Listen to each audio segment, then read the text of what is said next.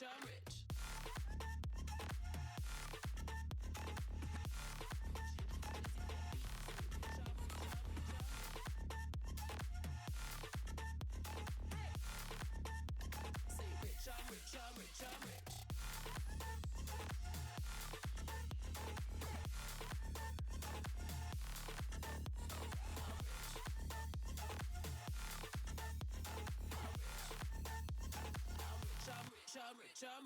rich, diamonds on my body rich, smelling like Versace rich, Drizzy and Beyonce rich, I'm rich, diamonds on my body rich, smelling like Versace rich, Drizzy and Beyonce rich, I'm rich, I'm rich,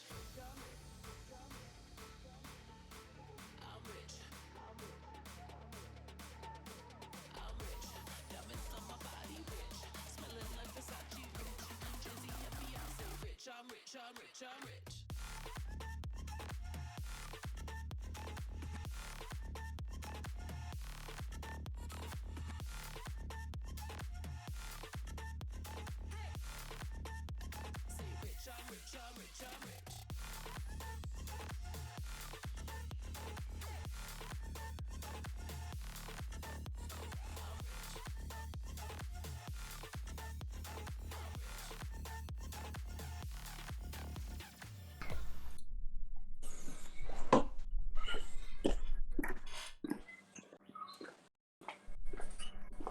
How you going there, guys, and welcome to another episode of the Smashing Crossbar Trivia. Welcome to everybody who is going to be joining with us tonight on another cold, bitter Friday. Decked out in a scarf, that's how bloody cold it is down here. Ben, how are you, mate? I'm good, mate. How are you doing? Fabulous, thanks again for joining us. Prerequisite lounge pants tonight. Repping the lounge pants, absolutely. Before we go any further, congratulations to Danny, who won the shirt yesterday. So good to see we got that one out of the way and without any dramas. So pretty much on tonight, we are going to do 3 rounds of trivia, all multiple choice. Feel free to pop your answers in the chat, whether you're on YouTube or Facebook. Tally up your set up, mate. We'll see you soon. Tally up all your points. 5 points for a correct answer. Jot it all down, and we'll see if you guys somebody can finally beat Tony 2 weeks running, mate. So we'll start with you, Tony. Thanks again for coming back for number 3. How you doing, boys? Thanks for having me. Absolute pleasure, mate. You going to get beat tonight, or you feel confident? Oh, I don't know. I feel like 2 palms against an Irish. I'm in trouble. I'm ganged up. Yeah, mate, we've gone pretty well in all British affair. So what we're going to do is, obviously, as I said, just again, guys, I can't stress enough, make sure to keep your answers in the chat. No cheating as well. That goes for Tony. There'll be no VAR tonight. He does a good VAR, Tony. The biggest thing, no cheating. You know, I've seen it obviously on some of the Jets pages recently, and don't condone that. So, in saying that, we are going to welcome the next guest, Alex. How are you, mate? Alex Evans. Good evening, guys. How are we? Absolutely fabulous, mate. The Newcastle Jets serial pest, we like to call him. Indeed. Wouldn't have it any other way. Absolutely. Gift of the gab, always got something to say. Absolutely brilliant. It's what we need. Every team needs one. We've got one. And that finally brings us to, we were meant to have Jacob Pepper on the show today. Unfortunately, he's got some family dramas going on, so we had to pull out at the last minute. But we are lucky enough. I did go digging through Instagram, crazily the last couple of hours, and I have found an ex-Jet, yet be at only 3 appearances, unfortunately. Guy Bates, how are you, mate? All the way over in Ireland? Yeah, all good, mate. How's yourselves? Absolutely fabulous, mate. It's like we've got another Wes Houlihan / friggin' Bobby Burns spitting commentary. Ah, yeah, sure. The accents, you don't know what way you'll be perceived tonight. So before we do start, guys, in the chat, be sure to let me know if you guys are struggling to hear these guys, obviously, with all the accents going on. Ben, you there, mate? Can you hear me? Absolutely, mate. We can hear you. Obviously, I know it's a little bit short notice. Do any translator? Can we get get a translator in real quick? I probably won't need one. No, absolutely. Obviously, a big shout out to the three Bears. Obviously, Mama Bears as well, who is obviously currently not open at this point. Gabriel, Optometry, and pardon me, the Kefi Cafe, as you guys will see floating on the slideshow in the background here. Again, guys, I can't stress enough, if you guys do have any local businesses or anything like that that's doing a little bit tough, or you just want to get a bit of exposure out for them, send their logo through to me in a PNG file to crossbarcapers@gmail.com, and we'll whack them up here on the slideshow. But other than that, guys, are you ready to get underway? Yep. Yep, I am. Yep. Rightio, guys. Here we go. We're going to get into it. Question 1. Which Swedish footballer once had a clause inserted into his Premier League contract that prohibited him from travelling into space? Was it A, Fredrik Lundberg, B, Zlatan Ibrahimovic, or C, Stefan Schwarz? One of those three gentlemen decided that he wasn't having a bar going into space and decided to put that in his contract. Here we go in the chat. Hello, everybody on Facebook and YouTube. Benny, mate, if you can just keep me up to date with everything on Facebook. If anyone's got anything. I'll do my best. Yep.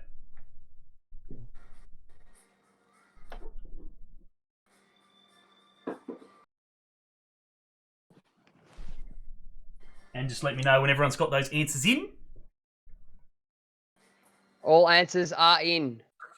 All answers are in. Rightio. So, everyone, the answer, we've got a few people have gone A. The answer is C, Stefan Schwarz. Decided that he wasn't having taking any risks. And he was not going to space. How we do there, Ben? 2 out of 3, mate. 2 out of 3 ain't bad, Meatloaf said, so we'll go with it. No worries. Rightio, moving down. Question 2. Absolutely. Screaming kid in the background. Not happy. Who was that? Whose then was that? Tony or? No. No. That's me, who's screaming kid in the background. Love it. Definitely couldn't be Alex. No, I know that for sure. Yeah, it's not bloody mine, not yet. I thought it actually might have been one of mine, to be fair. Doesn't matter what they say. Rightio, number 2. Here we go. Which former England internationals reached number 12 in the UK singles chart with the 1987 song Diamond Lights? Was it A, Brian Robson and Gary Lineker, B, John Barnes and Stuart Pearce, or C, Chris Waddle and Glenn Hoddle? All right, you're going to have to repeat the question. That was a lot to take in. Which former England internationals reached number 12 in the UK singles chart with the 1987 song Diamond Lights? So 2 gentlemen who were part of the England international scene, obviously in the 80s, come up with a song, went to number 12. Who were they? Brian Robson, Gary Lineker, John Barnes, Stuart Pearce, or Chris Waddle and Glenn Hoddle, in order there of ABC. Where the hell did you get these questions? Hey, that was a late entry because I knew you were coming in. I knew you'd be all over that. You're only about 3. All over that. I did actually know that one. No. Are they all in, I Ben? actually did. Yeah, they're all in, mate. Answer we're looking for is C, Chris Waddle and Glenn Hoddle. Congratulations to everybody who did get that one right. Would never have got that in a million years. Would never. Josh, do you want to Yes. jump back to question 2, considering you missed it? Sorry, mate. Oh, I did miss it. That was my apologies. Thanks for picking that up, Ben. But we've done that one, so we'll do this one. Next question. Can you name the former German international who went on to become a professional wrestler in the WWE? Was it A, Tim Weiss, B, Timo Werner, or C, Fabian Ernst? And I do apologise if I've butchered any of those names or any throughout the night. What do we got here? Whoops. Andy Young's in the house, all the way from England himself. Maybe all over these. All answers have been received. Been received. The answer we're looking for is A, Tim Weiss. Nice one. Part of the WWE roster. Probably should have stayed with football, to be fair. I'm not judging, but some people just should be professional footballers and stay there. Others shouldn't. Yeah, exactly. Some actually footballers should retire early, but we won't go down that road. Oh, I did. Right, next question, guys. Moving through. Which former Tottenham manager has competed in the Dakar Rally? So which former Tottenham manager has competed in the Dakar Rally? Is it A, Tim Sherwood, B, Andre Villas-Boas, or C, Pochettino? Can we have a definition for what the Dakar Rally is so I can try and put it into place? Is that you just want me to explain it so you got time to Google it? Or? No. No, I just want to know what Dakar Rally. It's a dirt land-based race. Obviously, it's like motorbikes. Yeah, is it motorbike? What were the options again, please? So you've got Tim Sherwood. No. B, Andre Villas-Boas, or No. C, Pochettino. Christ, no as well. Do it got a D? Is there a D? Alex Evans, D.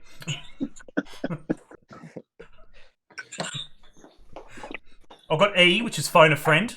If you want that one. Hey, what's the? He hasn't got any. Hey, I'd love it if it was Steve Bruce. Steve. All answers are in. We have B, Andre Villas-Boas. Yeah. No. With the answer there. A few guys got it right. Ethan got it right. Luke got it right. A few on Facebook as well. I can't see me little graph that Ben made up. I don't know where the hell that's gone, but I'll get there. Moving on. You'll have to on OBS there should be one there that says Chrome scores or something. Tick the little eye. There should be an eye next. Yeah, it's all good. Yeah, I got it. Rightio. Moving down. Here we go. Rightio.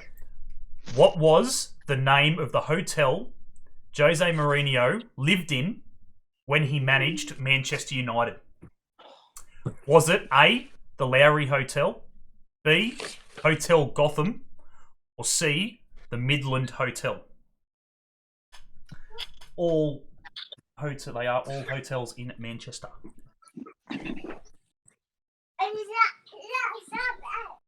Yeah, absolutely. There you go, Guy. Daniel Thompson's watching, mate. Daniel's a great boy. All answers are in. Is he paid to say that? I'm sure his parents don't think so. Parents definitely don't think so. Yeah, I've met his parents a few times. Yeah, I'm sure they would. All answers in, Ben, you said? Mm-hmm. Alrighty, so the answer we're looking for is the Lowry Hotel. A, the Lowry Hotel. There we go. Alrighty, Tony coming in strong on that one.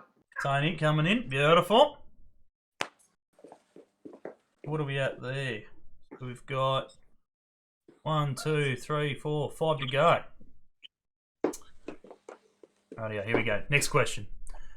Which Spanish club's nickname is Los Colchoneros? Which Spanish club's nickname is Los Colchoneros, which translates to English as the mattress makers? Is it A, Real Betis, B, Atletico Madrid, or C, Athletic Bilbao? Which Spanish club's nickname is Los Colchoneros? This is the hardest football quiz I've ever heard in my life. Oh, to be fair, it is, but I do know this one. All answers are in. Everyone playing at home, the answer we're looking for is B, Atletico Madrid, the mattress makers. They really should put that up somewhere. They should, freaking day beds or something, like mattresses, like you go to the drive-ins or something, watch the football and sit down and lay down on mattresses. That'd be great. Rightio, here we go, run it home. A few guys got it right, a couple got it wrong. Rightio, the next rounds do get easier, put it that way. Did you Rightio. get that right, Alex? Yeah, I did. Atletico. Good boy. All over it. I've only known two of them. A few of the others I've guessed. Oof. You should I get this have one. not This one one. This single next one's pretty easy. Yeah, I was going to say, you should be all over this one, guys. I think everyone should almost get this, including in the chat, I think. Right, next one. Here we go. English rock star Elton John was twice the owner of which football club? Was it A, Watford, B, West Ham, or C, Blackburn Rovers? The great man was the owner of which football club? Twice. Watford, West Ham, or Blackburn? All answers are in. That was pretty quick. The answer we're looking for is, of course, A, Watford. A, Watford. Now is everybody Ding, going? ding, ding. We have a winner. Absolutely. Everyone gets a round of applause for that one. Everyone done pretty well in the chat too, so well done, everybody. Rightio. Next question. Rangers tried to sign which superstar after Alex McLeish was alerted to his ability through popular video game Football Manager? So, Rangers tried to sign which superstar after Alex McLeish was alerted to his ability through popular video game Football Manager? Was it A, Luis Suarez, B, Gareth Bale, or C, Lionel Messi? Never heard of it. Never heard of it. Really? No, Yeah, no, that one, yeah. it can't be Messi. It can't be Messi. What were the other two? What do we got? Gareth Bale or Luis Suarez? Oh, which one was Bale? B. B for Gareth Bale, A for Luis Suarez, C for Lionel Messi. Yeah, righto. All answers are in. All answers are in. Surely you've played a bit of Football Manager in your time, Alex? Yeah, but I'm not bothered about bloody Rangers, to be honest. Laurie will be most upset. Oh, well, The answer we're looking for is C, Lionel Messi. you're kidding. Absolutely. Not kidding. See, and this is why I'm not bothered about Rangers after rubbish like that. Yeah, well, he was always going to be a phenomenon. The fact that he flew him in from Argentina as a 9-year-old, Exactly. logical guess. What year was that? What year was that? I haven't got the year, but it wasn't that long ago. Right. Yeah. What are we at? What are we looking at? We've got 2 questions to go. 2 questions in the first round. Tony's out in front on 35. Guy's on 15. Evo is on 25. So Evo. Evo. I'm just not a big fan of it personally. It sounds too close to Everton, and you're a Leeds fan, so. Everton are where we want to be next year. I wouldn't mind them What's the Premier League? Huh? Yeah. What's a Premier League? Excuse me, you're a Birmingham fan. Yeah. I am. They'll never know what it's like again. Rightio, next 2 questions. The fastest goal scored in Premier League history came in 7.69 seconds. Who scored it? Yeah, I know this one. Was it A, Shane Long, B, Christian Eriksen, or C, Mark Viduka? Shane Long, Christian Eriksen, or Mark Viduka? All answers are in. All 3 of those men have have held the title at one point. The answer we are looking for is Shane Long. A. Shane Long. Winner, chicken dinner. Absolutely. It's probably about the only thing he's done in a long time. Mind me for a sec. I'm just going to let bloody Ben's cat out. Go on, you dickhead. Get out. It's not my cat. It's not my cat. Hate cats. He's just staring at me like freaking. You gonna do it or not? Hurry up. Yeah, it'll meow at you too. It knows the rules. Rightio. Final question of round one. Here we go. Before Roy Keane signed for Manchester United in 1993, he had made a verbal agreement to sign for which other Premier League club? Was it A, Liverpool, B, Blackburn Rovers, or C, Leeds United? Roy Keane, before he signed for United, had a verbal contract to go to one of those clubs. Who was it? There we go on the chat. I don't know. You should get that one, Alex. Oh, honestly, I wasn't even born then. Leeds were flying then. Can I have the other two? What was? No, I'll listen to you. I don't think it's Leeds. I don't think it can't be Leeds. Okay. What were the other two? A was Liverpool and B was Blackburn Rovers. No. A for Liverpool. Well, I'll say Blackburn because he can't go to Liverpool. There's no way he go to Liverpool. Why not? As a Liverpool fan, why not? No, well, he come out. He's got like that documentary, hasn't he? He said that Yeah. he hates bloody Man U. He does, yeah. How we going there, Ben? All in? Hates Liverpool. Yeah, mate, Liverpool, they're all in. The answer we are looking for is indeed Blackburn Rovers. B. Yeah. Blackburn Rovers. Yeah, I was going to say it couldn't have been Liverpool and it couldn't have been Leeds because he hated both of them. He's probably not the only one. who hated Leeds anyway. Sure, everyone loves Liverpool. Right, what do we got? Lachlan Marr, how you going, mate? Bloody everyone's in the house. We've got a few in here. Right, here we go. Round one. So, Tony, been very quiet. Out in front, concentrating. 40, Drinking beer, mate. Drinking beer. Good boy. Tony's Good lad. Tony's out in front on 45 points. Guy is on 20. And Evo, not to be confused. Correct. is on You get a point for 35. that. 35. Yes, I get a point. Rightio, so he's only 10 points behind him. There's plenty of time. Rightio. Moving on. We're gonna go through these so we can talk to Guy a little bit afterwards. So, what do we got here? Number one. Which English football team used to play their home games at the Arisum Park? Arisum again. How do you spell that? Arisum. AYRESOME.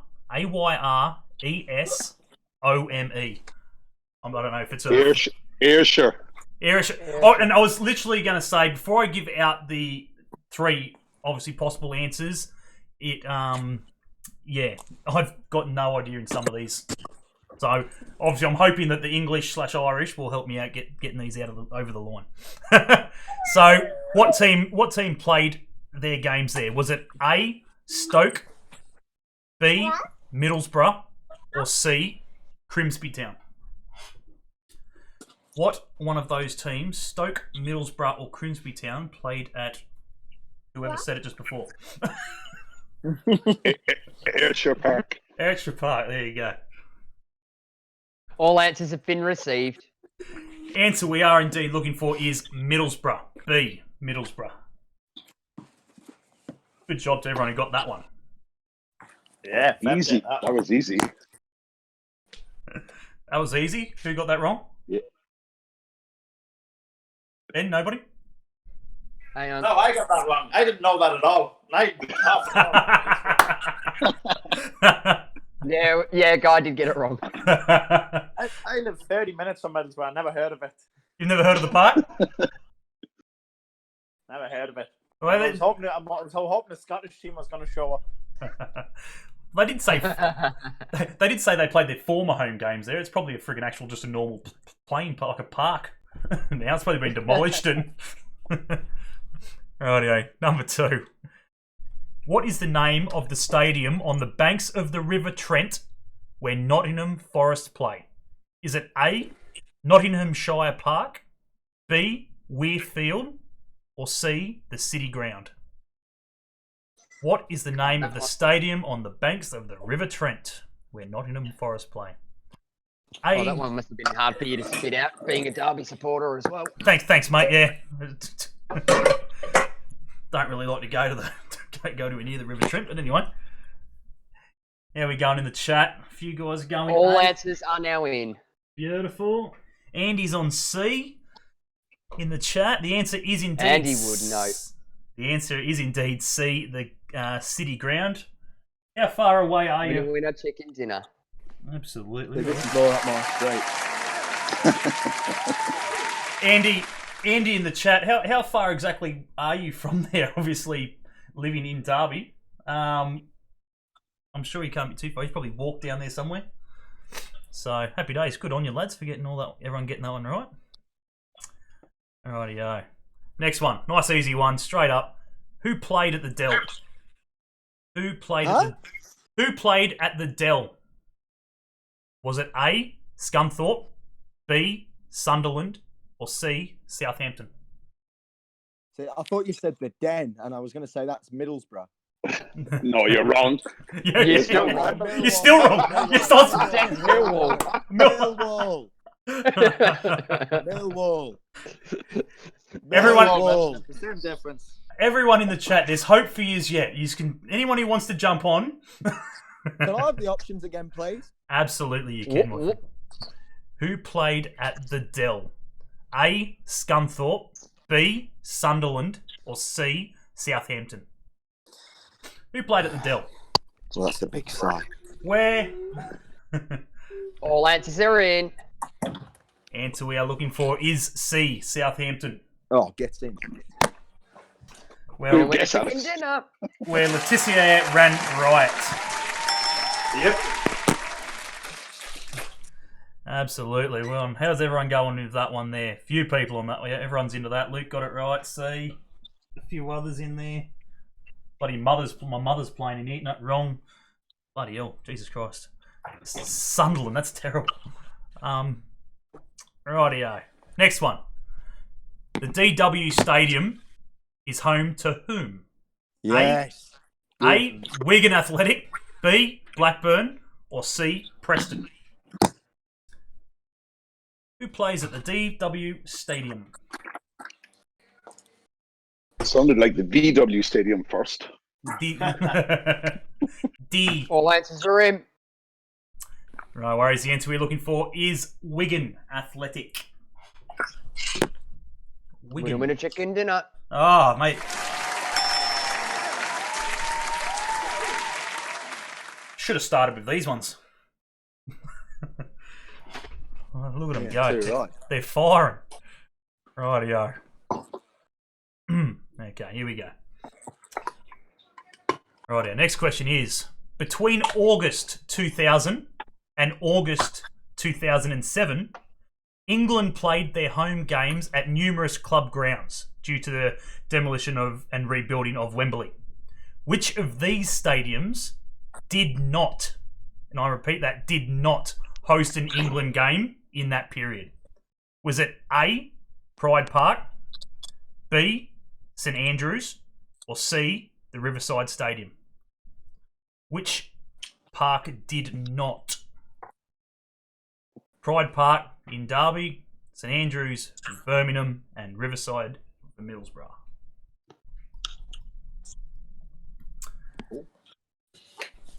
One of the three. All answers are in, and now that they're in, I can turn around and say I knew this one. The answer is Ben? St Andrews, mate. Absolutely. St Andrews, Really? Birmingham City did not play host. Do you get that one, Tony? No, mate. I went with Did you, Pride Guy? Park. Did you get that one, Guy? No, Guy did not. So we all got that one wrong. See, that was a hard one, that. Wow. Oh, someone's dropped. Who did you say, Tony? Pride Park. Yeah, see, I said that as well. There you go. Hang on, I've got a bit of fixing to do. See, the reason why I said Middlesbrough is because I thought they might have put a game up north, you know. Yeah, that's Yeah. right up to the left. We're going to play anywhere to beat Newcastle. Yeah. Yeah. There we go. You continue on, Ben, or you? Give me a sec. I need to fix something very quickly. No, that's fine. I'll have a quick look. Who got that right in the chat? Luke went with Derby as well. Ethan Prestwidge, welcome, mate. He went B. I believe that one's No, correct. I think you Yep, stumped B. a few on that one, mate. So, yeah, Ethan got that one correct. How are we looking over here? Andy got it right. B. Andy been obviously living in Derby's. Oh, I went to the Pride Park game. Well, there you go. Didn't we play? Oh no, I was going to say Australia didn't. Did Australia play England at Pride Park when we beat England in 2000 and whenever that was 2? Oh, good question, Matt. I think it might have been, you know. I'm pretty sure it was. I seen it on Optus Sports or something the other week. Save it. You can use it next week. Shit. Can I just say, all three of those stadiums are bloody good stadiums, though. They are. They're all really good stadiums. The Riverside to Kep. What did you say? I says the Riverside to Kep. I played there. It's a shithole.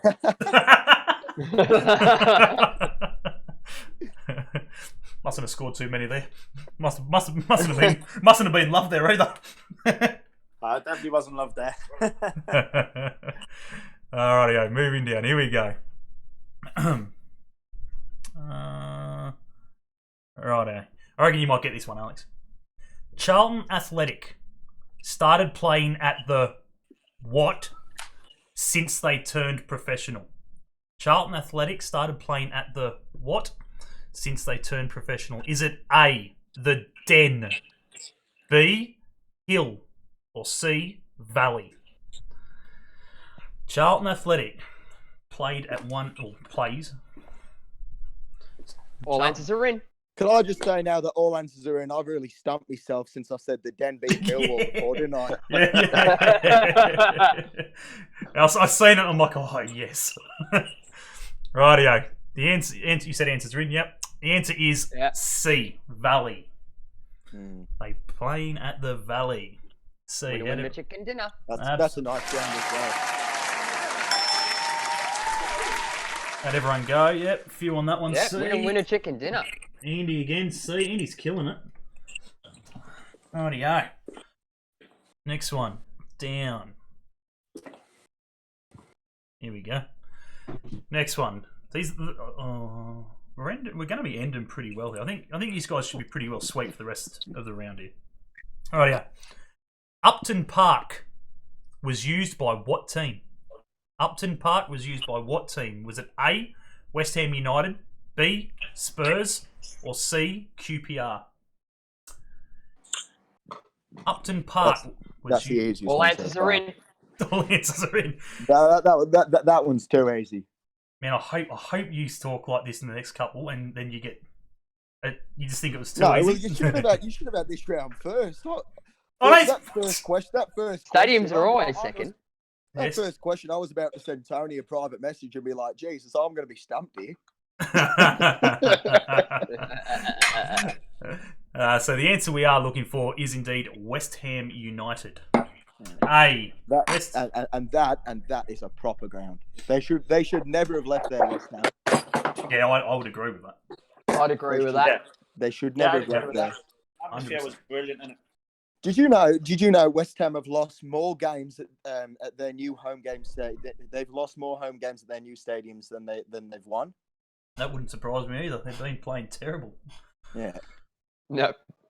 Absolute woeful. So well done to everyone who's got that one. Who was that? It was A, wasn't it? Yeah. So yeah, Ethan, Luke, a few of them are into that. I think everyone's doing well at the moment, even in the chat. Rightio.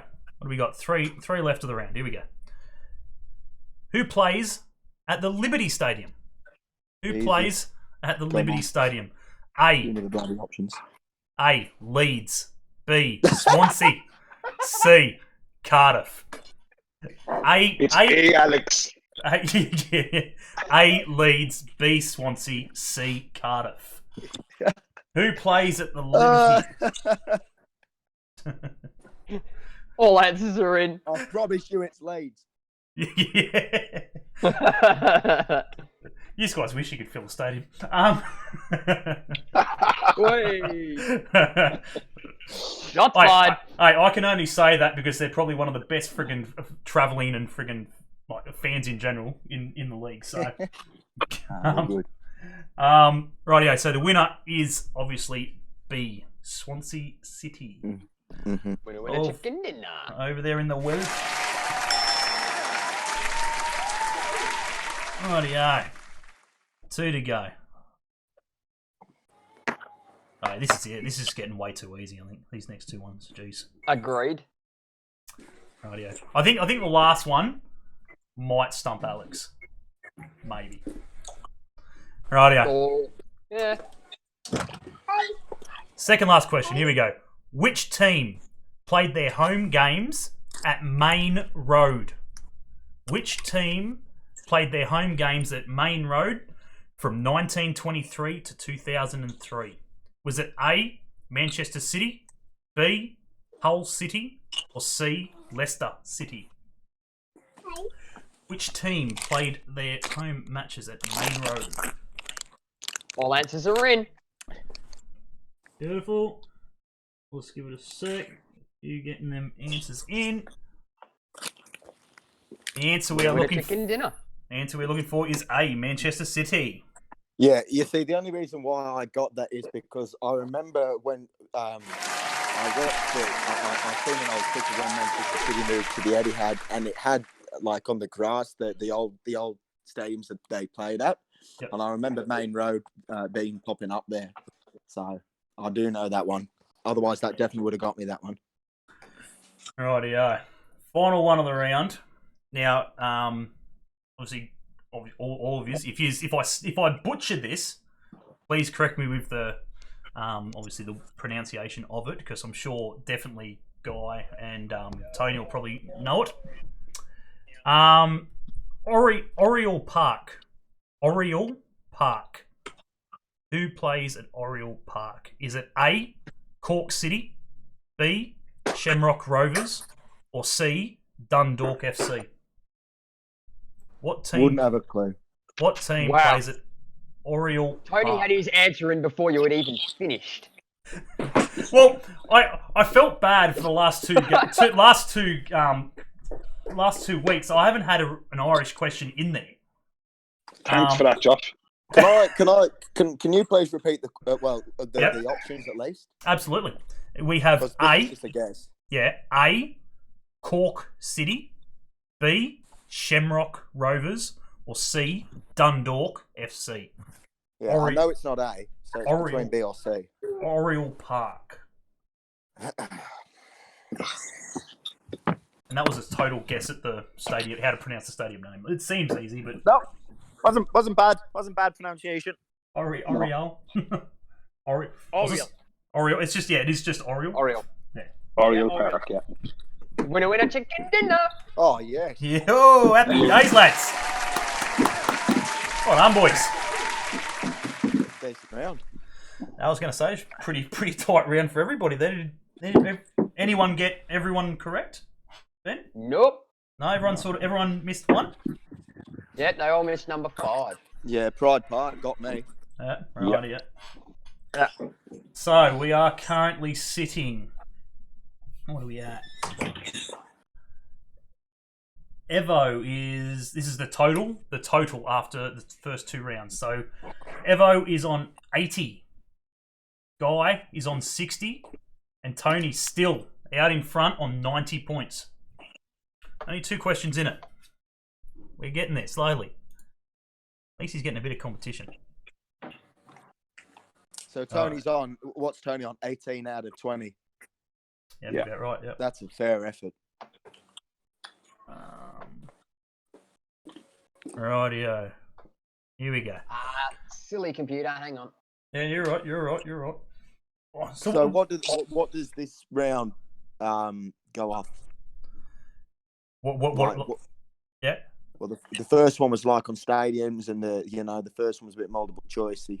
Like the second one was stadiums. This one's going to be pretty well multiple choicey as well. There's a couple of a couple of Champions League questions in there and so forth. A couple of teams and pretty well much Champions League. I'll have no luck with. Pretty well much like the first round. Hope probably a little bit easier. But obviously, how's everyone going? Obviously in the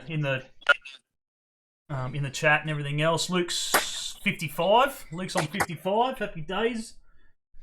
Andy will be definitely up there. I think he came in a little bit late, so he might not be scoring himself, but he's been going all right at the moment. So hopefully these guys can do well in the final round here, and hopefully Guy comes home with a storm-busting finish, the first round killed me. Or Evo, obviously Pips Tony somewhere. Right, quick shout out yes. to Ethan Presswidge as well. Yep. He's him and his younger brother. I know his younger brother. I do coach, and Ethan's a good kid. He's in the 14s as well at Charlestown. Real good centre back. So shout out to him because he's in the comments. Yeah, he's killing it. He's going all doing right. Well. He's going all right. He's definitely had a few from what I can see, more right than he has wrong. That's for sure. Yeah. So he's definitely knows his stuff. Yeah, 100%. All right, so let's see how you go this round, Ethan. Let's see how you go. See if you can just tally him up to Alex. We'll see how you go. See if you beat him. Alrighty. Alrighty, first question. Who was Ronaldinho's first ever senior club? Was it A, PSG, B, Gremio, or C, Flamingo? Surely you do not know this, Tony. There's no way you'd know Who was Ronaldinho's first ever senior club? Where did he start? A, PSG, B, Gremio, or C, Flamingo? All answers are in. Rightio. The answer we are looking for is B, Gremio. Yep, started there and finished at Flamengo. He did. Exactly right. How'd you go there, Evo? Yeah, I knew it was B. Gremio, yeah. You got that one, rightio. Yeah. Ethan has pipped you there, 1-0, mate. Ethan's gone C. He went Flamingo. Yeah. Rightio. Number 2. How many Champions League titles did Zidane win as a player? Zidane. How many did he win as a player? A, 3. How do you butcher that? The reason I butchered it is because I looked at it once and then I looked at it twice and no. Zidane. Well, are we talking about titles? How many Champions League titles? Oh Christ! I don't even know. I wouldn't know this. How many Champions League titles did he win as a player? As a player. Can we change it to how many headbutts he made in a World Cup final? Not enough. Ones that made contact. One. Rightio. So the question, the choices are A, 3, B, 2, or C, 1. Oh well, if it's 1, it's the same as his headbutt. Ethan's got his in. He's got his answer in. What's the order again, Josh? So it's just straight down 3, 2, 1. A, B, or C. 3A, 2B, 1A, 1C. All answers are in. Very well done to everyone else. Rightio. The answer we are looking for is A. C-A. So what was that? How many did you get? 1. C1. Only won the 1. No, I didn't get that. What about you boys? Yeah, got that. I had 3. Yeah, see. Yep, Guy's the only one that got it. Guy's the only one who got it. Fair play. Well done. Well done. Yeah, I actually knew that one. Beautiful. Moving down. Here we go. Rightio. Which player has played in the most Champions League matches? Which player has played in the most Champions League matches? Is it A. Iker Casillas. What? I don't know. Casillas? I go Casillas. Casillas. Cristiano Ronaldo or C. Raul? Raul. Raul. I don't sit here and watch friggin' names. Oh, shit. No, All answers are in. I'll say the goalie. It's got to be the goalie, surely. yeah, I put in the wrong one. Ooh. All answers are in. The answer we are looking for is indeed A. Casillas. A. Casillas. Before that question, before you read out the answers, I thought if he says a goalkeeper, I'm just going to put that because, I read it down and then sent it through to myself to do it, and then I went, actually, I made that a little bit too easy. As soon as I put keeper, and then the others weren't. What? Ronaldo must be getting up there, like though. 17 or something. Ronaldo's he's got to be getting close. He has to be. Ronaldo's definitely getting close. Yeah. He's you would think he will definitely pip. To be fair though, Raul played heaps as well for Madrid. Oh yeah, yeah, he was in a good time playing for Madrid when he did. Yeah. What do we got now? Here we go. Right here. Who is the only French side to win the Champions League? Who is the only French side to win the Champions League? Was it A, PSG, B, Monaco, or C, Marseille? I knew this one. A, PSG, B, Monaco, C, Marseille. How's that pronunciation, Ben? Is that up to your standards? That one was good, mate. Thanks, mate. I'll take any praise I can. I'll let everybody who is joining in the chat, Kai, Andy still killing it down there. I don't know. I know it's not PSG. What was it? Marseille and who? Yeah, Monaco was B, Marseille was C. I'll say Marseille. I know it's not PSG. They've never won it, I don't think. All the answers are in. Rightio. The answer we are looking for is indeed C, Marseille. C. Well, that was a trick question. Trick questions. No, there's no trick questions here. We're not That was a smart trick enough to do question. trick questions. I know. Marseille won the Europa League, beat Newcastle in the semis. But I didn't know they had won the Champions League. What year was that? When did they win that? Oh, Drogba was playing for them. Really? Got to be 2003, 2000, and around that time, 2003. They either lost in the final, they got to the finals. So I know it was definitely in and around that time.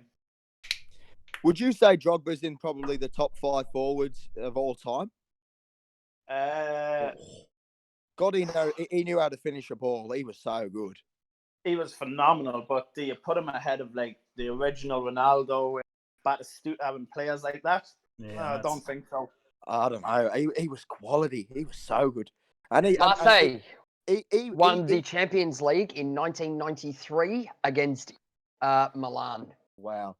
There you go. Because he single-handedly won Chelsea that Champions League against Bayern. There was no way they were going to win that game, and he got that bullet header off that corner. Remember? Yeah, I remember that. I don't know. He was just quality. Oh yeah, but I'm saying you can't put him ahead of Romario, Ronaldo, those boys. That's unfortunate. And the best thing about Drogba is he got better as he got older. Yeah, he did too. Yeah, he did Correct. too. Yeah. He should have really gone off to an MLS club or something like that. He would have made millions. He was in a really good he was in a really good time in the Premier League. You know, like your Thierry Henrys and stuff like that. They just came in and Alan Shearers and stuff were at the end. He must be in the top 5 Henry, surely. Oh yeah. He's the best. He would have to be one. He would have to be my pick for best in the Premier League at least. Like, he's the best Premier League. Not from an Irish point of view. the famous handball gate that cost us the World Cup qualification. I about that at least once a year. Right, you just heard it again, Greg. It'll be twice this year, then so. Bloody we'll move down. I did put an Australian question in there. I'll be stuffed. You did. It's not A League though. It's no stress. Who is Australia's all-time leading scorer at the FIFA Women's World Cup? Ooh. Who is Australia's all-time leading scorer at the FIFA Women's World Cup? Is it A, Lisa De Vanna, B, Sam Kerr, or C, Kai Simons? Lisa De Vanna, Sam Kerr, or Kai Simon? Three absolute guns in the women's game. Oh, shit. Put my answer in the wrong one. I'm sure Okay. guys, All on answers. YouTube. sure Kerr's guys too all young, over it that. can't be Kerr. It can't be Kerr. Is she close? I haven't played that many games at a World Cup. Rightio. So the answer, A, Lisa De Vanna. Yeah, yeah. She will be. No idea. She will be picked at the next World Cup. Yeah. How old's she? De Vanna, she's early 30s now. She's 33, Yeah. 34. 34, I think. Yeah, yeah. We'll probably go around one more time. Might go around one more time. Maybe. I hope so. She's class. She's a class act. Good to watch. All right, Yeah, she's still playing in the big leagues. Yeah, still playing. Yeah, still playing in the big leagues. Do you get that one, Guy? Nope. That's poor form on you, mate. Poor form. What did Guy say? What did Guy say? went big. Give me a sec, I'll have a look. He went B. So Yeah. Sammy Kerr. You've She heard will of be. Sam Kerr? Heard of Sam Kerr? Have you? Nope. Oh shit! The only player that I was actually going to have a guess on if she had showed up was Van Egmond. And Yeah, that's of course. Dutchy coach probably. Yeah, yeah. Of course. If you said Van Egmond, I would have probably actually said her. Yeah. Yes, absolutely. So Lisa De Vanna. How'd everyone go in the chat? A few right, a few wrong. Ethan's gone A. Yeah. Andy got it wrong. Andy, no, the Brits are. Yeah, they're all guesses from that point. Rightio. Moving down. Here we go. Name the player. 63 matches, 25 goals for Porto. Name the player. He played 63 games, 25 goals for Porto. Was it A, Deco, B, James Rodriguez, or C, Hulk? Hulk. Who played 63 matches for Porto and scored 25 times? What were the first two? So you got Deco, Yeah. James Rodriguez, and then Hulk. No, it can't be it can't. Hulk. I don't even think Hulk played that many games for Porto. I'm not Because saying that. he buggered off. He buggered off to he went off to Russia. Spain. Yeah, well, he went to Russia, didn't went he? to Russia and then first, not and then Spain, China. Yeah. And then he's over in China now, I think. Yeah, he went to Zenit in Russia. Yeah. There's no way. It's AOB. It can't be him, surely. I'll tell you when you get the answers in. Yeah. Oh, I've already put it in, mate. Everyone in, Ben? Yeah, all the answers are in. Alrighty, the answer is James Rodriguez. Yeah, I put Deco. James But Rodriguez. Deco as well. Yeah, Did James. you get that one, Tony? No, I put Hulk. Yeah, really. What about you, Guy? I went for Deco. I thought Deco would have been the safe So we shout all got because that. Yeah, He's we all got best. that wrong. Yeah. Yeah. He was quality as well, Deco. He was absolutely quality. That's the first time I've actually had to do Deco and Ronaldo. Could you imagine if Deco and Ronaldo played in the same team? that. Oh, yeah. I could That'd be dream. unreal. I could dream. Oh dear, how are we looking? Moving down, here we go. Oh shit, I forgot to put this one in. Crap. Right here we go. In the 2000-2001 season in the Premier League, 2000-2001 season, Leeds spent more money on who? Was it A, Mark Viduka, B, Olivia Decourt, or C, Dominic Matteo? 2000-2001, Leeds spent more money on which player? Mark Viduka, Olivia Decourt, or Dominic Matteo? Let's try and stump the Leeds guru. You know what? I think you might have stumped me there. I will tell everybody. There's a famous story about this. Yeah. Can I have the options again, please? Yeah. So you've got A, Mark Viduka, B, Olivia DeCourt, or C, Dominic Matteo. I will say they were all, they were all. It's not. They weren't it- blowouts. It's not, There's not blowouts. it's not Dominic Matteo. It's not Matteo. There's between all All three of answers them, are in. it wasn't big, massive difference in pricing. What do we got? So the answer is B, DeCourt. Yeah, that's who I thought it was. B, DeCourt. Luke's Alex got that got one it. in. If I was sat playing Who Wants to Be a Millionaire, I'd ask for a 50-50 on that one. Yeah, if you're playing for big dollars, absolutely. Yeah, just Yep. to confirm. Alrighty, we're getting down now. What do we got? 3 to go. How are we looking? Oh, look out, Guy, 75. Evo, 105 points. Tony, 100. Oh, We've got a question in it with 3 to go. Oh, I'll still bottle it. I'll bottle it like Leeds. No, I'm in trouble. I was about to say, only a true Leeds fan. Yeah, I'll bloody bottle this, I said something drop. I was like, shit, that's Tony dropping something. He's like, right, serious, Even- mate. This season is the most Leeds season ever. Even when Leeds Yep. can't bottle it, Leeds have still bottled it. Yeah. No pressure, Alex. Yeah, I know. Rightio, here we go. 3 to go. They're not easy questions, though. You can change. Who is the only player to have scored in a Manchester, Merseyside, and Old Firm derby? Wow. Who is the only player to have scored in a Manchester, Merseyside, and Old Firm derby? Is it A, Andrei Kanchelski, Stephen Naismith, Kanchelskis, there's an I in the end, going with E, Stephen Naismith, or Liam Miller? Who is the only player? The only reason I say this is... Oh, wait. Oh, shit. Hold on a minute. The Manchester... Mhm. Oh, fuck. Oh, no, I put my answer in, but I'm not sure because I don't know if he played for them. Can I change my answer? No one said anything, so if you want to quickly do it, go on. Right, I'll change it. I'm going to change it. Righto. Tell me when they're in, Ben. Just because There I is. thought Naismith had played for all of them, and I was going to say him. Oh, yeah. Well, it definitely isn't Stephen Naismith. Good. Who is it?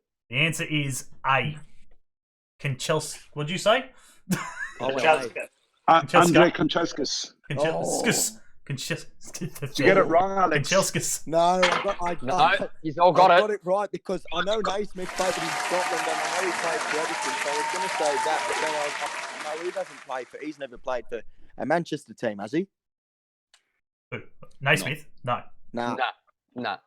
because I know he scored in the old Yeah, firm. I'm sure of it, and I know he has scored for Yes. Everton. Yes. But I didn't think he'd. I was thinking, no, he's not played for Manchester City. He's definitely not played for United. No. Very well done. Last quick. Very quick good cha- knowledge. Last quick change got him over the line. There's great knowledge, great process of elimination. Absolutely. Wish I'd said friggin' no, you can't change it now. Hey, what about the other So boys? do I. Get that one?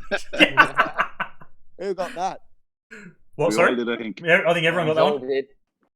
Oh, yeah, still the same, no Nearly change. bottled You it. all should get the next one too. Oh, don't say that. Righto, next one. Who did Arsenal sign Theo Walcott from in 2006? I do know this. Who did Arsenal sign Theo Walcott from in 2006? Was it A, Swindon, B, Scunthorpe, or C, Southampton? Taking into consideration he's played for all three.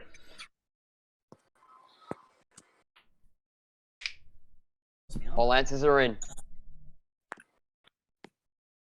Hello, everybody who has joined the chat. Julian's in there as well. Craig, how you going, mate?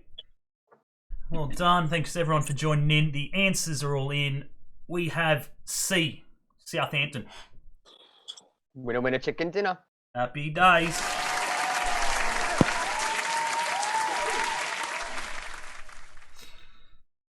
Rightio.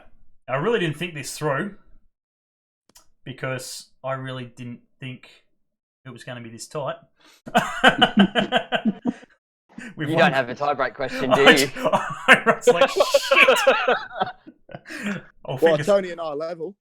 No, it's 1 point in it. No, so one question in it. If you get it wrong and he gets it right, we then level up.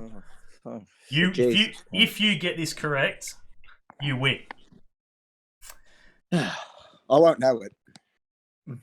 I've been pushing me luck for far too long. It's a good one. It's a good one. Oh, don't say that. Rightio. Here we go.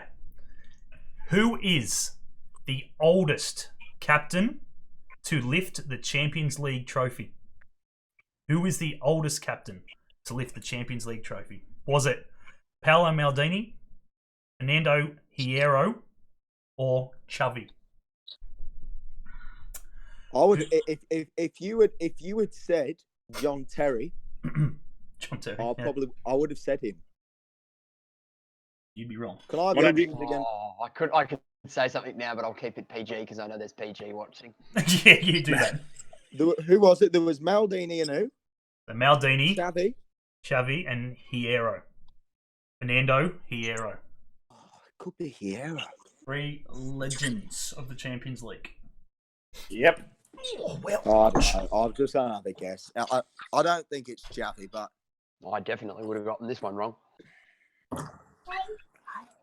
Rightio. Everyone in? Well, Alex has typed me a question, not an answer. No, I just put that not knowing. I put a question mark. What do you He's given me his letter, then a question mark. Yeah, I don't know because I don't know. I know you won't give me any. Hey Ben, I know you won't give me any help. Yeah. Nope. Honestly, that's I wouldn't know. I would not know. I don't think it's Xavi, but I don't know.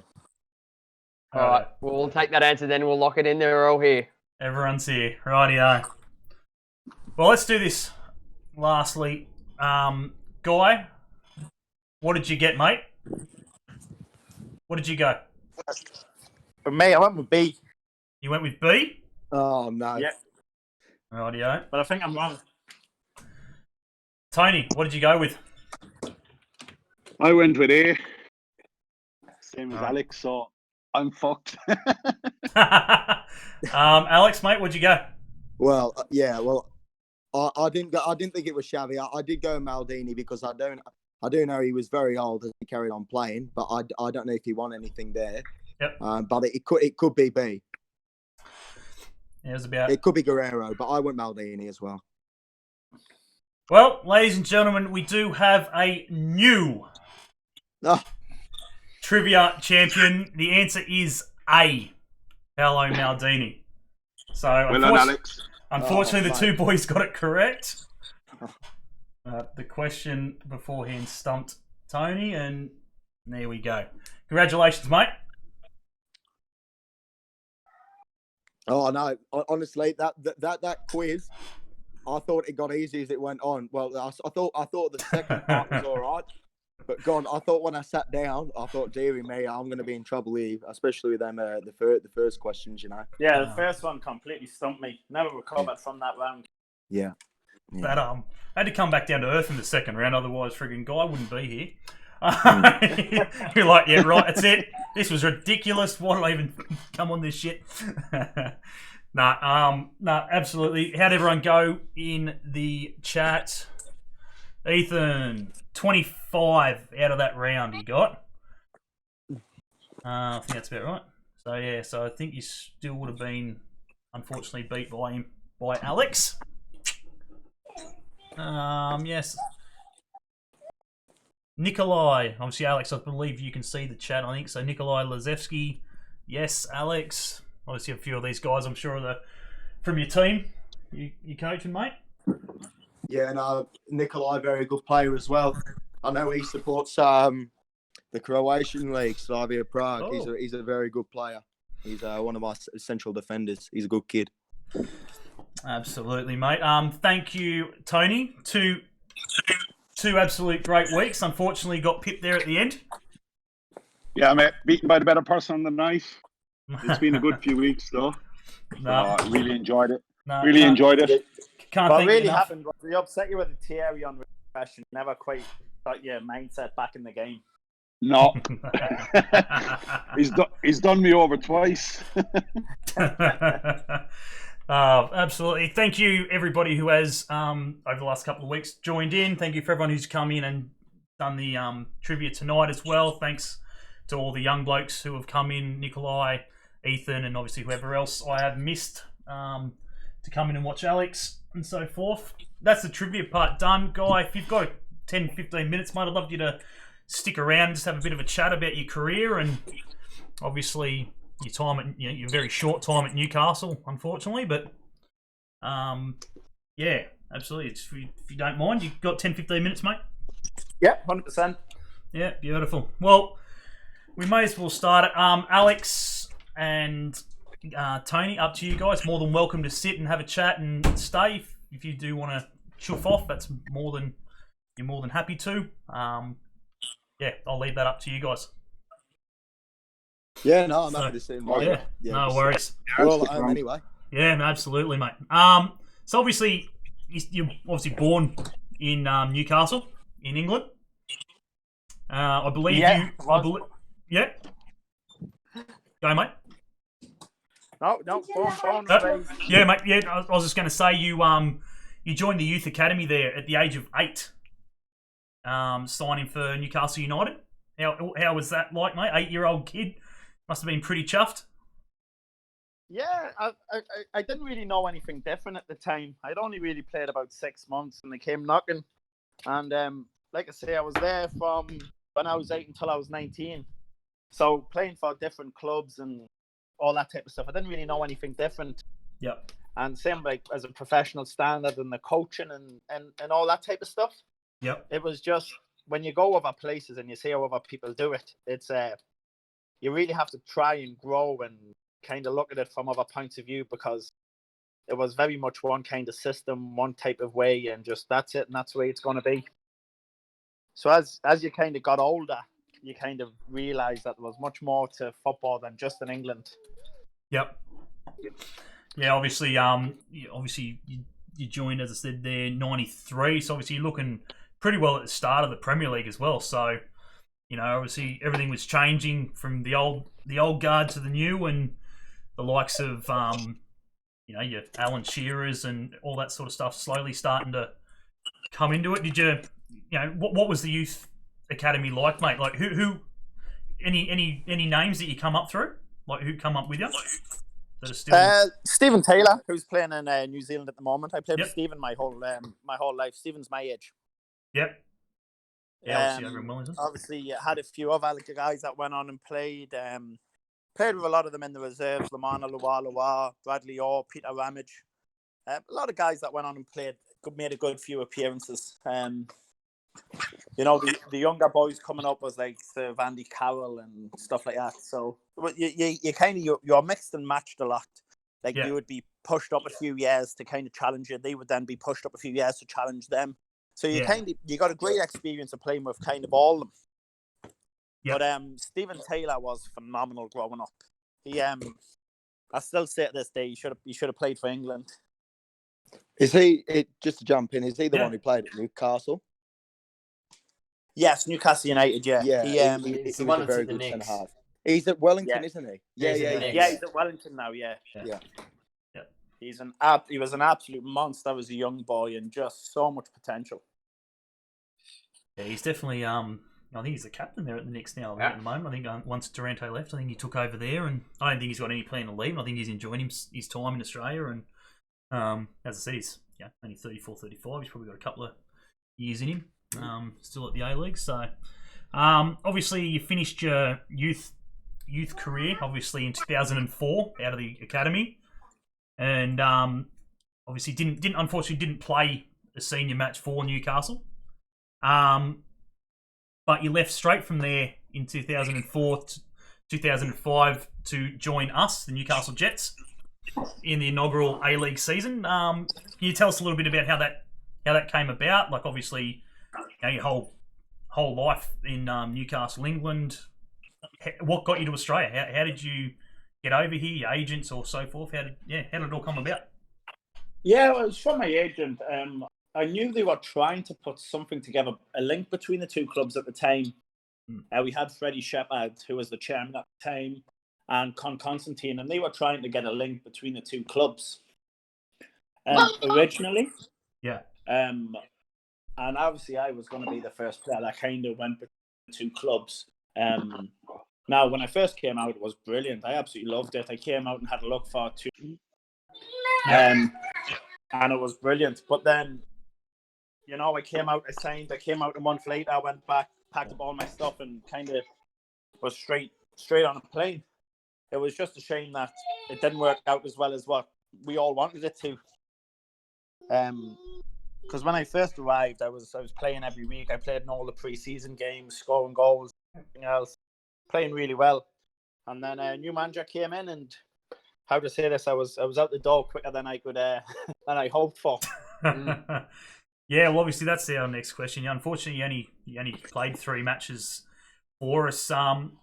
Yeah. So what happened? What really happened? Obviously, you were saying new manager. That was just new manager came in, and obviously he wanted to build his own team, and he didn't quite see me as part of his plans. I mean, I think I had 2 years left on my contract at the time. And like I said, Newcastle's so beautiful. You could sit around and you could go training every day and go to the beach every afternoon. But as far as I was concerned, I wasn't there to kind of sit on a beach and stuff like that. I was there to play football. Yeah. So I said to the boys, look, if I'm not going to play, there's no point in me being here. There's no point in you paying me. You might as well put the money into a player that you want and a player that you believe in. And that was it. I wished them luck, and I was gone within the next week. Fair enough. You so you went from there, I believe, to was it Darlington? Yeah, I signed a short 6-month contract. Before I actually moved to Australia, I was touted off a few Belgian clubs to go and play for a few different tournaments, and I went straight home. And rather than go straight back abroad again, what I decided to do was stay at home with my mum and dad for a little bit and see if I could find my feet again. And I signed with Darlington, and I played with Darlington for 6 months. And it was a short enough contract, but I always knew I was going to be moving on again fairly quickly at the end of the year. Yeah. So obviously you moved around a bit. You've played at a few different clubs over your career, obviously. Is there a team in particular that you sort of you found your feet and how do I say it? Had a soft spot. Yeah, not so much a soft spot, but you really you found I can't even. It's on the tip of my tongue. You know what I mean? Like obviously you moved around and so forth. Was there a time? Yeah. Was there a time when you went to a club and you sort of just knew?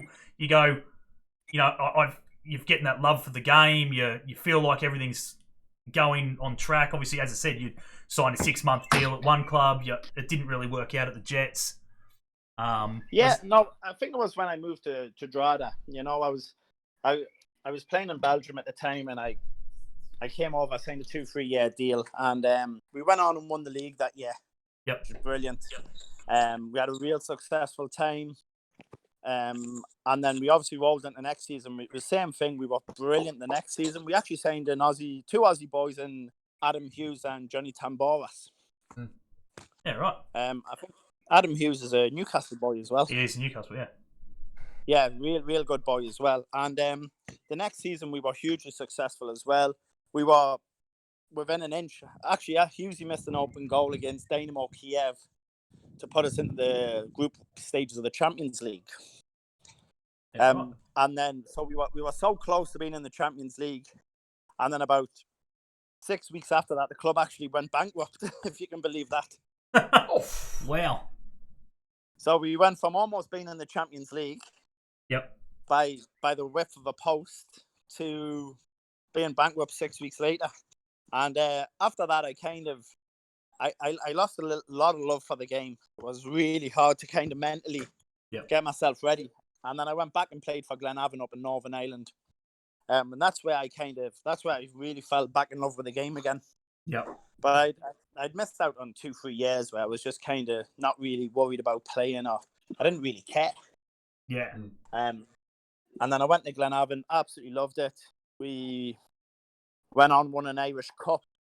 We won a few individual awards along the way, you know, Player of the Year, top goal scorers, all that type of stuff. But really, like, that would be probably the club that I've probably the best memories of, and they probably see the best out of me also. Yep. So obviously, you played a fair bit there between the 2012-14 season, roughly. What happened after that? Obviously, I do remember you coming back to Australia and playing for Adamstown Rosebuds for a bit. Yeah. How did that come about? Was that just you sort of wanting to come back in a bit, or was there someone involved in that getting you here? Or Yeah, I just wanted to, I always said I wanted to come back to Australia in some capacity and live here. And it was my old CEO, George Liolio. He was involved in a company, and we had always stayed in touch. And he said, "Look, if you ever want to come back, I'm sure there's plenty of football clubs." So the football was never really an option. I was always going to play a little bit of football, but I could always come in and kind of have a little bit of a job and kind of build from that. So I came over. Obviously, Tom and George, like, beautiful family, the Liolios. I met them over here. I actually met the Scottish man, Graham Law. And we went for a coffee, and I didn't even ask him about money or anything like that. I said, "Look," I says, "Adamstown's where I lived when I was here. It was when I was living when on my way back." Obviously, I lived with Daniel Thompson out the back. And I just said, "Look," I says, "it's round the corner from me. I'm not really worried about the money, so I'll just play again." Yeah. Obviously, Alex, you know, obviously, Lowe. I believe he's at Charlestown at the moment, isn't he? Where you are? Low. Yeah, he's over. Law. Law. Law, you mean? Yeah. Yeah, Graham's Graham. Graham's a great guy. Lovely, lovely man. Yeah, he really is. Yeah, I spoke to young Bobby Burns when he was coming over here to play with the Jets, and I said to him to hook up with Graham and go for a game of golf and a coffee. And you know, Graham's a lovely guy. We played a lot of golf together. You know, he's just a good, genuine guy. He's a real passionate football man as well. Yeah. Graham's done a lot for me as well. I'll just add on to that. Yeah. He really deserves his big gig in the NPL now. I know he's done wonders with Cookshill in the new FM in the second division, Newcastle over here, and you know, he's won like 3 minor premierships in a row, and then Charlestown snapped him up. And honestly, he's brilliant, you know. And I know a few of the boys that are playing under him in first grade, and you know, they've sent me personal messages on how happy they are to play under him and stuff like that. And not only that, he's got Becca, Ollie, and Theo. And Ollie and Theo obviously play football, and he runs his own, you know, summer camps in school holidays, and the amount of stuff that he does for kids is brilliant as well. You know, so overall, he's done a lot for Newcastle football. He's a really, really good guy. Yeah, I'd second that, you know, and his passion is what kind of separates him as well. Like you can talk about all the ideology of football all you want, but you've really got to have that hunger for it, especially in a place where rugby league's so prominent. You know, you've got the AFL, you've got the golf courses, you know, you've got the basketball courts and what have you. You know, it's almost like sometimes football takes a bit of a back seat in Newcastle where it shouldn't really. Yeah, absolutely. We've had that for obviously since.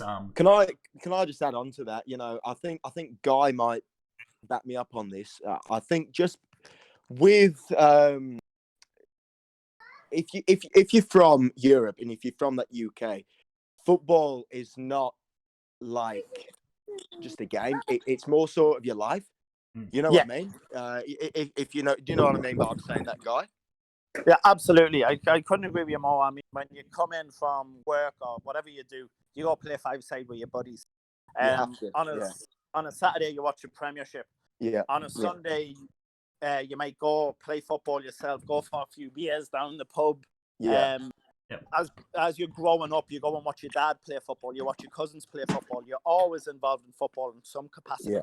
Yeah. I just think in the lifestyle in England, every second or third advert, you know, over here you might see a rugby league player on an advert or whatever, but every second or third advert in England, it's always either a footballer that you'll know, And I think that a lot of what they do in England is they have the Saturday football, then they have the Sunday football, but then they have a game of Monday night football as well, shown in the pubs on that's the right. Premier You League. have your Monday night football, and now And then you'll have. you've got your Tuesday and Wednesday night Champions League, and then on Thursday you've got your Europa, and then on Friday they either show a Championship game or League One. So every single night of the week, there's always football in England in the pubs. It's not a sport in England. It's something they have to have, you know. Yeah. And Yeah, and knows what they're to going an through extent there as at the moment well. with that football. To an extent as well, here in Australia, I mean, I've got English heritage. My father is from England, and it was in our house. It was a religion. You sat down and you watched the Premier League on a Saturday. You know, we'd get up at stupid hours to do it. You know, we'd watch all the highlights again on the Monday night. Like in my house, even here in Australia, it was a religion. Yeah, yeah, and I suppose that's the one thing. You know, it's just obviously myself. Obviously, as a been here my whole life in Australian, and it's one thing that I miss. As I said, I'm a diehard football fan. I'll, as I said, get up at stupid o'clock. I'll watch replays. I'll watch shit that I know the score of, but still, watch the whole 90 minutes. It's the one thing we don't really get down here. Tony, obviously, you're from Ireland yourself. You've been here for a bit. Obviously, the same for you, mate. Like growing up in Ireland and all that. Yeah, 100%. I concur with what the boys say. When I was growing up, I was always out watching my father play, and then he turned into management. And I was his inverted commas assistant manager. And I remember in my younger days, being at home on a Saturday evening and the two of us sitting down picking the team for the Sunday morning. Yeah. And then as I kind of got older, I ended up playing with the clubs that he was managing, and I was always the last to be picked. So therefore, that's why I'm a referee and not a footballer. But can I 100% agree. Can I add on to that? A very good referee. Oh, thanks, Alex. even though he might have given me a couple of yellows every now and again. But at the same time, though, he's still part of football. That's the thing. If you're not playing, you still want to be involved in it, and you still want to give back. Which, as I said, obviously would come from your upbringing. Obviously, nearly 24 hours a day football. That's it every day. Yeah. It's drilled into you, and you come. It doesn't matter where you go. As I said, obviously, guys gone to Belgium and obviously over here and everything else. It's something that you just want to do. As you said, I don't care about the money. I just want to play football, and I think that's probably something different as what the Australian guys over here would probably lack. You know what I mean? I think, and again, this is my opinion, but I think if it was me or somebody Australian and we went over to Ireland, like Guy came over here, it wouldn't be, the money's not important. Well, no, the money is important because we never grew up with that thrive on football. As Guy said, it was rugby league. I mean, it was the biggest thing here, and everyone played it. And soccer, in the Australian aspect, it was always second. It was never first, and it still is in ways. As Alex said, the advertising of the games and all that sort of stuff, it still lacks big time.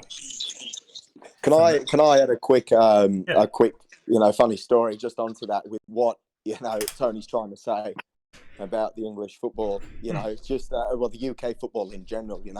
I remember last year I was playing a game over at Bell Swans, and Tony was refereeing at the time, and my side, we were winning 1-0 all game. We were away from home. It was blowing a gale. It was throwing down with rain. Yep. And I was playing in the back line, and I remember Tony was reffing. Anyway, we were winning 1-0. I think we scored relatively early in all game. It was 0-0. No one then scored, so it was still 1-0 to us. 1-0, 1-0, blowing a gale. Anyway, and with about 3-4 minutes to go left in the game, obviously it's all hands on deck for us. We're just belting again. We're just belting the ball, trying to get it out. We're against the wind. It's just an absolute shit show game, but we're just doing the job. And I always remember there was a challenge in the box with 2-3 minutes to go. And anyway, the opposition, they went up in arms and they were screaming for penalty and whatnot. And the bloke who went down in the box ran straight up to Tony and went, "Are you kidding me, ref? You know, it should have been penalty, red card, red card." And Tony just carried on jogging away from this bloke and looked back at him and just said, "Are you kidding, mate? If you were living in the UK, you wouldn't even get a foul for that." And he just carried on jogging. That's my favourite story of Tony Bowen. I tell you that. Can I chime in with a story? Yeah. My first game for the Jets, not the first, like my first game when I arrived over here. We went and played a friendly game, and it was just to keep the fitness levels going. I had scored 2 goals, and I got played through, and I took a bad touch, and I came in, and I was that frustrated with the touch. I went in for a little bit of a hard challenge on one of the centre halves, and I've only been booked about 6 times in my career, and I actually got sent off in a friendly game for the Jets. And I was in the change rooms afterwards, and I was expecting, it was JP Demaroni at the time, I was expecting him to go through me. And he just looked at me and he went, "That's an English tackle." That's one of the best tackles I've ever seen. And I realised after that, we had a little chat then on the Monday morning, myself and him and Dutchie, and I just looked at him and went, "I'm just not going to tackle. I can't tackle, boys. I'm not even going to try anymore." Yeah. Well, how many bookings did Bobby Burns get? He got a fair few bookings over here when he played for the Jets, didn't he? Oh, 100%. Oh yeah, Bobby's. And don't get me full-blooded. wrong. Don't get me wrong. He's a lovely kid and all that, but you just wouldn't expect him to be that type of player. And it's not necessarily what it is. It's just because he's been brought up in that area. He's been brought up in the UK where they've been told to tackle like that. 100%. I was going to say, Bobby, that's the big thing. Babyface assassin. Yeah. Bobby's an absolute gentleman, but he's the only person that's ever given me a black eye in a warm-up. Go on, man. How's he done that? Yeah. We as you do, as you're warming up, we were playing in a cup game. We were playing down in Newry City, and we were just warming up. And I'm one of those. I kind of like saunter through warm-ups. You know, I'm kind of look, as long as like just get me out, let me do a bit of shooting and get me on the game. And next thing, Bobby comes steaming, and I flicked it over his head, and I was laughing, and his arm went swinging back, and just boom, big black eye, black eye for 4 days because I flicked the ball over his head. Yeah, obviously that was. Yeah, I was going to say, obviously to everyone else, obviously watching that, you played a bit of time with Bobby. Unfortunately, I don't think we got to see. Probably we got to see a good bit at the end of it, but I really don't think we got to see Bobby at his full potential. No.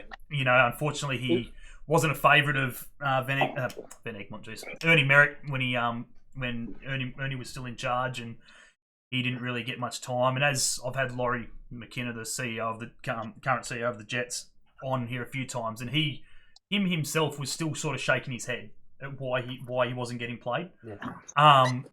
So I think, unfortunately, we didn't see the full potential of him, which, if he doesn't come back, is going to be sad. But at the same time, I think we still will see it in some shape somewhere. I think he's got big.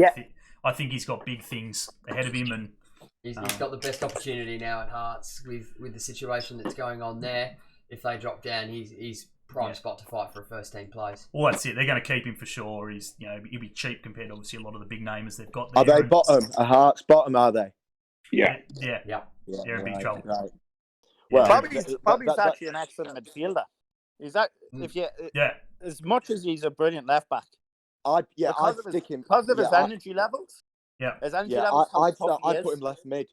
I'd put him actually left mid. centre midfield. He's absolutely brilliant. Really? I'd be very surprised if, as he gets older, he doesn't actually revert back into centre fielder because his energy levels are so good. He can pick a pass, and he's like I say, he's a tenacious little fella. You know. What was it? Guys, best the other blokes. the The other blokes will tell you, Guy, the amount when he played fullback for us, his work ethics up and down that flank line, and how he could cross the ball in was so good. And we've got players like you won't know him, but a player called like Jason Hoffman, who's 6'4", and he's if you get a cross in, Hoffman will bury it on his noggin. He's a bit like Peter Crouch. He'll finish it. And his work ethics were brilliant. You know, Oh, I 100%. know Tony knows him really, really well on a personal level, and he just really wanted to play for that club, you know. And like Josh said before, it just is a shame it just didn't work out not work out for him, but he just wasn't played right from the start of the season because he was coming into a really, really good player. That was the biggest thing. Myself and Bobby spoke before he left, when the deal was originally coming around. And he asked my opinion, and I said to him, "You'd be an absolute fool not to go." And he spoke to me in detail, saying, "Well, will I be forgot about in the kind of the English markets and Scottish markets?" And I said to him, "But listen, it's not just about the English and the Scottish, and this is where sometimes we fall down, like where we are in the world." And I said to him, "If you go over there, you play well for 2-3 years." I says, "You could play in Japan, you play in China, Malaysia." I says, "You could set up yourself a great life in Australia." I was like, "So you can't just, I need to be in England and this is the be all and end all." Like, there is other things. I mean, I played for Ostend, and I remember I signed in 2006, I think it was. And there was 2 lads there that played centre midfield. And they talked about Paul Ocon. Yeah. The Aussie guy. And he played at Leeds as well.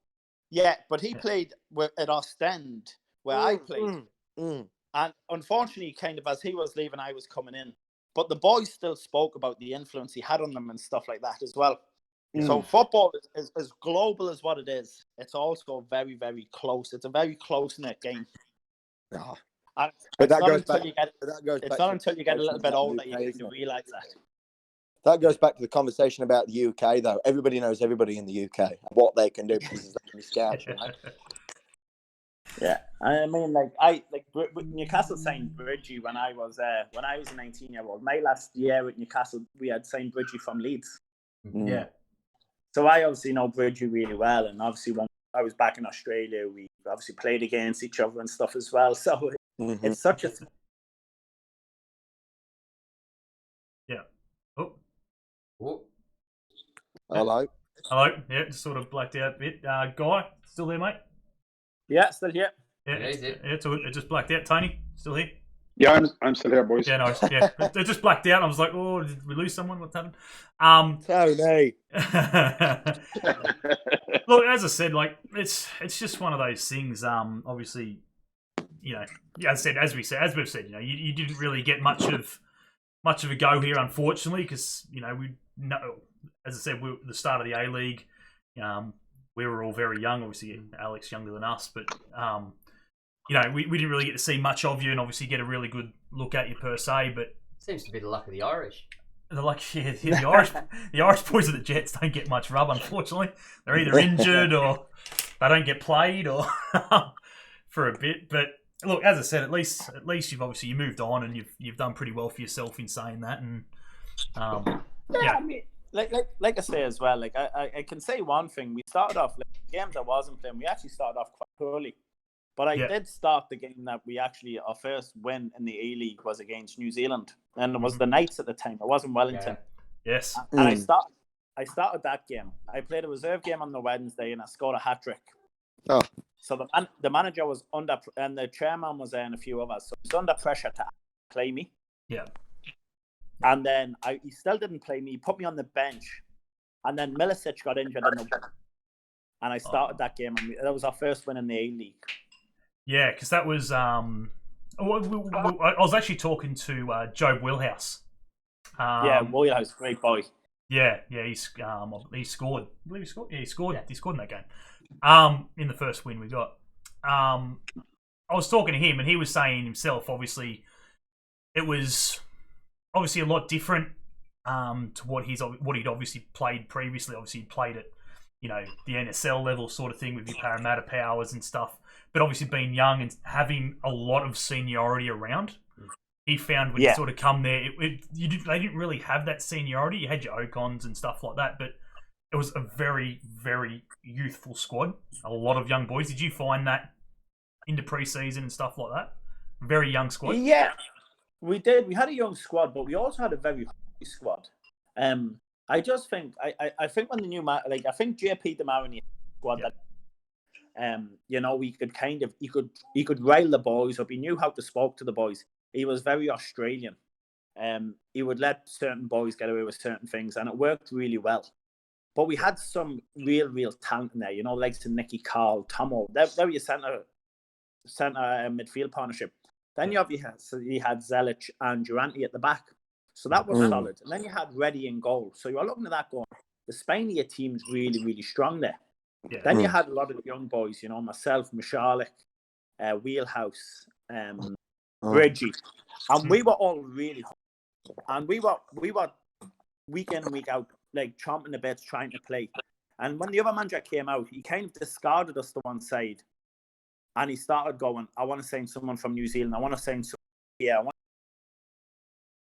So it was almost like he didn't trust, and he didn't really give us the opportunity to go out and show what we were capable of. Yeah. It was obviously great time for Newcastle, and obviously we were lucky enough to have a squad before that, obviously in the old NSL, the Breakers and Newcastle United, before the Jets, obviously, but it was exciting times. Like, I can remember, as I said, like as a young kid back then, just watching obviously the youth players, obviously that I either played with at school or played against at school level and stuff like that, and obviously the youth system back in Newcastle then was nothing what it is now, and like with Macquarie, I don't know if you've still got a feel on that, Alex, of like, you know, the Macquarie rep of what it used to be, and Newcastle Port Stephens and things like that. That's pretty much it. There was no real NPL feel now where you've got these really top clubs like your Charlestowns and your Olympics, Magics and stuff. It was virtually, you had to play in that youth system of the FYL, what it was called back then. I played in it. It worked as in you got to represent. You played on the they don't do it no more, but you played on the Saturday, you played on the Sunday. Correct. Because I was in it. I played for Macquarie. You played for your league club, which for me it was South Cardiff. Yep. There were Bro Meadow with Newcastle. You know, a lot of these teams. But you played for your league, your league on your Saturday, and then your rep on your Sunday. Yeah, correct. So same sort of thing. As I said, I played all my juniors with Adamstown Rosebuds, like pretty much from under fives right up until I was about 18 or so. Then I left, obviously, and as you said, in that, obviously, I'd play Saturday for the Buds, and then we'd move to Sunday, and I'd play for Newcastle Port Stephens. And then, obviously, I moved to Toronto and Southie for a little bit, and then, but yeah, it was nothing like what, obviously, the likes of Guy, you would have got at Newcastle in England. You know, the academy over there would have been world class. Like, what was the academy like in regards to teams? Obviously, you were playing Premier League teams, yeah? Like, you would travel all across? Oh, yeah, absolutely. You played against everybody. Yeah. So, from a young age, on a Friday, you're gone, you stay in a hotel, you live like a Premiership footballer, you know, you get up and you go for a walk, you have your massage, your breakfast, you get the bus to the ground, you play your game, you travel back that evening. And what age is this guy? Sorry, this is from 8 years of age. That's what I'm saying. That's brilliant. That's what I'm saying, Alex. This is what I'm saying. You know, we never got that. Like Ben and Josh, this is brilliant. Like, this is about the culture that I was on about before, about England and the UK, and not only them, but like all of Europe. You know what I mean? Like, 100%. This is what I mean. This is how. I'm not saying it's the right or wrong, but that's how it is over there with the style of football and what the culture's like. You know what I mean? Yeah.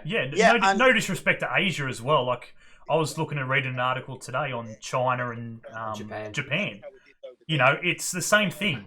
Young age academies. They're nothing like they are in Australia. I think that's why Australia is so far behind. You know, 8 years of age when I was playing for. We weren't even allowed to play for Macquarie and Newcastle Port Stephens. I think the earliest was Victoria. 12, you couldn't play rep until under 13s. Yeah, Wow. Yeah. But that's it. We get nothing like that.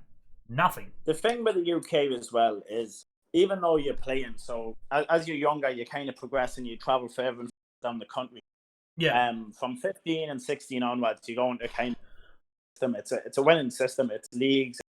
You're playing playoffs. Like we won the playoff final when I was 16. We're playing the under-17s league. We beat Man United over 2 legs. Beat them in Old Trafford 3-1, and James is 2-0.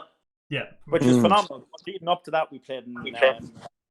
You played in Middlesbrough, you played in Highbury, you played in all the stadiums. But the thing that we did very young, which nobody in Australia does, like from 8 years of age, we had a tournament around tournament. We would go have a tournament in Germany.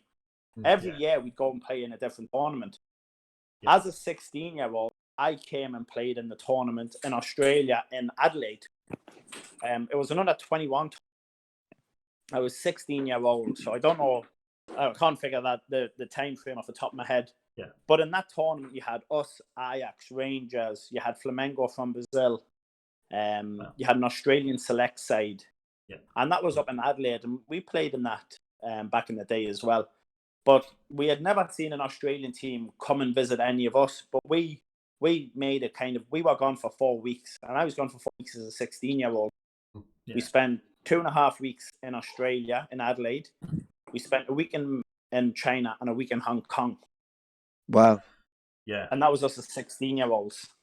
I think that's where, obviously, we're at the moment over here with, obviously, your Mark Vidukas and our, obviously, class of 2006 World Cup. They've virtually come out, and a lot of those boys played in our Institute of Sports, our Australian Institute of Sports, down in Canberra. Which is no longer. Which is no longer, and I think that's the one thing they've virtually said is what Australia is sort of missing. They don't have it anymore. There is no real pathway unless you virtually send videos or a club decides randomly to bring a scout out. And to do that, the A League clubs take a massive gamble in doing that. Yeah, but even then, in saying that, like. Even for pre-seasons, you know what I mean? Like the Jets, we went over to we went to China to play over there with the youth. I think that was that five-a-side competition in Hong Kong. That was for the youth and that, but obviously we only got that because of obviously Ledman. It was part of that, so we had to go there.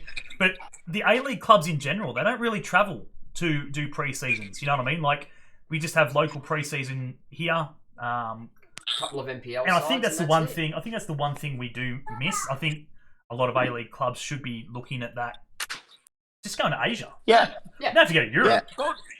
Go to Asia, go to Europe, because you got to remember as well. Like when you are setting up, go to Iceland, go to Greenland. Go to somewhere where you can be competitive. Yeah. But even at that as well is when you're playing pre-season against, like I remember we played in a little tournament up in Coffs Harbour. Just to get a few games in and do a bit of training. But we played against Brisbane and we played against, I can't remember who else. But it was the same teams that we're going to be playing against in the upcoming league. Yeah. And I was kind of looking going, we shouldn't be giving them our setup, our styles, our set plays. We should be saving all this. Right, we'll go away, we'll get ourselves set up. And then when we do play them, they've got no idea how we're going to attack them. They've got no idea how we're going to attack them at set plays or what way we're going to set up for 4-2 or 3-3, whatever way it might be. And if they didn't have information on a player, they'd certainly have it after that game because they've seen him play. Yeah. So the likes of me, they might say, well, he's going to drift out left and he's try and pick a pass. They might say a wheelhouse is going to be an engine up and down. They're going to say, Mashalik's going to sit in front of the back, forget it. But they could then plan for us throughout the season. Whereas I always thought, if you can, give them as little information as possible. Yeah, and that's the biggest thing. Like you and I, Alex, were only talking about it the other day. Like, as I said, like he would have to be one of my top two. You believe he's the best. Best player for the Jets, Stuart Mishalik. He is a player, in my opinion. As I said, I've known the Mishaliks through school and all that sort of stuff, and played with him, obviously against him at school and stuff like that. But he was a weapon. He was so talented. He was always. Hey, Josh. Yeah. What did I say to you midweek? That's exactly what I was just saying then. I saw like you and I were just talking about it not long ago, and you claimed and said, and as I said, guys, obviously in the chat, Alex is his opinion. The best player for the Jets has been Stuart Mishalik. he was a weapon. But unfortunately, I think because of Australian football, he didn't get the chance to go somewhere where he probably should have. He should have been over in Europe somewhere. And I'm not saying he was going to play Premier League football. This is the topic I like about football, because I don't know what he did off field. I don't know how hard he worked in training, but and this is where a lot of supporters may go wrong. But what we judge off players is what we see off them 90 minutes every weekend. 100%. You know what I mean? 100%. So and every time that guy put to the field, I rated him highly. He always wanted to give a go. You know, and Hoffman, for example. Yeah, some weeks some weeks he's not great, but he always gives the club what they want. I mean, that season a couple of years ago where we went, you know, everybody predicted us to come bottom, you know, even below the Mariners, and we made it to the grand final. The way he scored that goal in the major semi-final to put us through the grand final, that semi-final, the way he celebrated that goal is, I'm Newcastle through and through. You know what I mean? 100%. 100%. And that's the thing, it's the biggest thing. Like, as I said, you played with him, Guy, Stewie, and so forth. He was just that talented. And I actually touted him to the club that I was at. Then I told them I actually work with an agent out there called Mark. And I was telling them that if I would sign anybody from obviously Jets, like young and coming, it would have been Mashalik. And he was absolutely. Maybe it's not so much the Premiership, but I'm not saying Premiership. That's what I'm saying. The likes of the Belgian League or the Dutch League, where they have that player that likes to get on the ball and make things happen. Simple. I thought he was absolutely primed to play that position. Oh, 100%. That's what I said. I definitely, no disrespect to him, I definitely didn't see him at the skill level to play in the Premier League or even probably maybe the Championship. But as I said, your lower league, he would have. You look at Ocon, and Ocon played in the Premiership for many years, and you look at the difference between Mashalik, and with the right coaching and the right breaks, he could have quite easily went on to be in a row. So football, you can be as talented as what you can be. But all you need is that little bit of luck as well. I mean, if I go to Australia and I sign for a different team and I play maybe the first 5 or 6 games, I could still be playing in the A League now. And it just all depends on the luck of the draw. If you get in and you play well for a few games consecutively, it's amazing how far that goes. I mean, if the manager had stayed at Newcastle, you would never have seen how good Bobby Burns was. 100%. He would have left, and you probably would have said, "Oh well, he's another guy." Bates came over here, played 1 or 2 games, and now he's away back. And you never really get to see the potential. You never really get to see them because a lot of it depends on the manager and how he looks at you and how he wants you to perform, and whether or not you fit into his plans. I think that's the biggest thing as well in Australian football, though. A lot of people, because as I said, football here it's not the dominant sport. A lot of people would say rugby league is the dominant sport, and or AFL obviously as well. But as you said, it's like if Wes doesn't come back and he doesn't play another season for us and he leaves, so many people who obviously love the game and watch it and watch the Premier League and shit, they know how good he is or was. How good he was, but because he never played here and he only played a handful of matches and so forth, and they never really got to see. Even at 30, nearly 39, what he's got, it'll be just another flop. It's another flop from Newcastle. Very typical, and it's just the way Newcastle is. I can definitely say that as a Novocastrian. No, it's all supporters. That's all supporters. Oh yeah, and it's just hard for me. Alex knows what it's like. It's so hard to obviously. Bloody, we win games, we get mass crowds, and everyone's enjoying it. Everyone loves the game. Everyone's happy, excited. We lose a few games or whatever it is, and no one shows up. You know what I mean? And it's disappointing. It's thing about us though is I don't expect us to go down from a guy point perspective with the Jets now. I'd put us in a tier of being like a Burnley in the Premier League.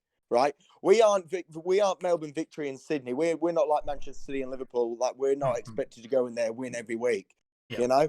But as long as and because the A League is more local, it's not more of an absolute die-hard passion thing like it is in overseas.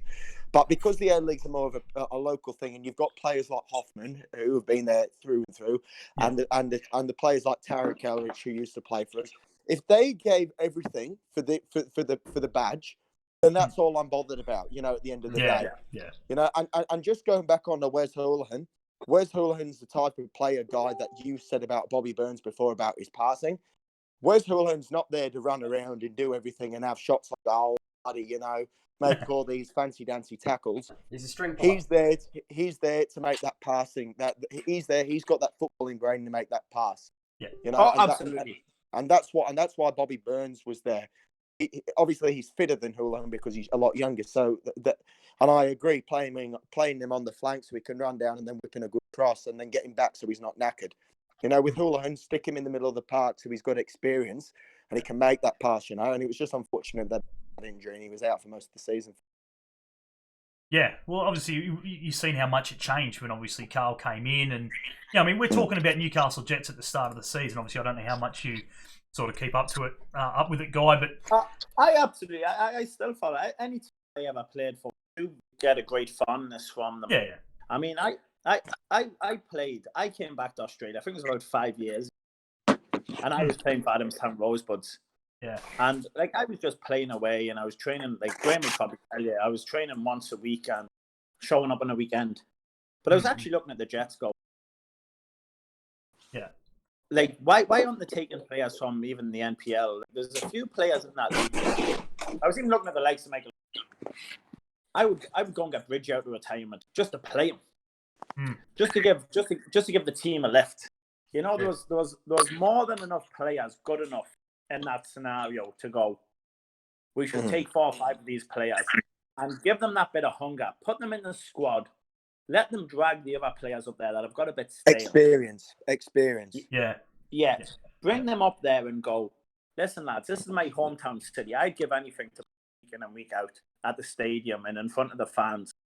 And you'd see them bring the other players up. Maybe. Yeah. I think it was almost an arrogance when Newcastle Jets. Like, we don't look at like players from Boredom Magic or stuff like that. Whereas I think there was good enough players in that division that they probably could have looked at and went, do you know what it is? I'll bring him in training for a few weeks. And if he's good enough, throw him in there. Let him have a go with it, a chance. Because the amount of times that players, you see it, the Jamie Vardy, stuff like that people are looking at him going, can he? But you don't know if he can or can't unless you give him a chance. Yeah. And look at him now. And I was going to say, look at him now. Put the young boys in that scenario. Put them in with the big boys. See if they can handle the physicality of it. Some of them will cower. Some of them won't be able for it. But some of them will really thrive and take the game on to the next level. I think it's the one thing I miss. Obviously, as I said, playing in the NBN State League, or what it was back then. Before, it was before. I played there before the NPL kicked in. I think it was the one thing I missed, and obviously wish if I was obviously younger and it was the NPL now, is because back when I was playing for Adamstown and so forth at 18, 19, and having the senior players in the first team squad, they were nobodies.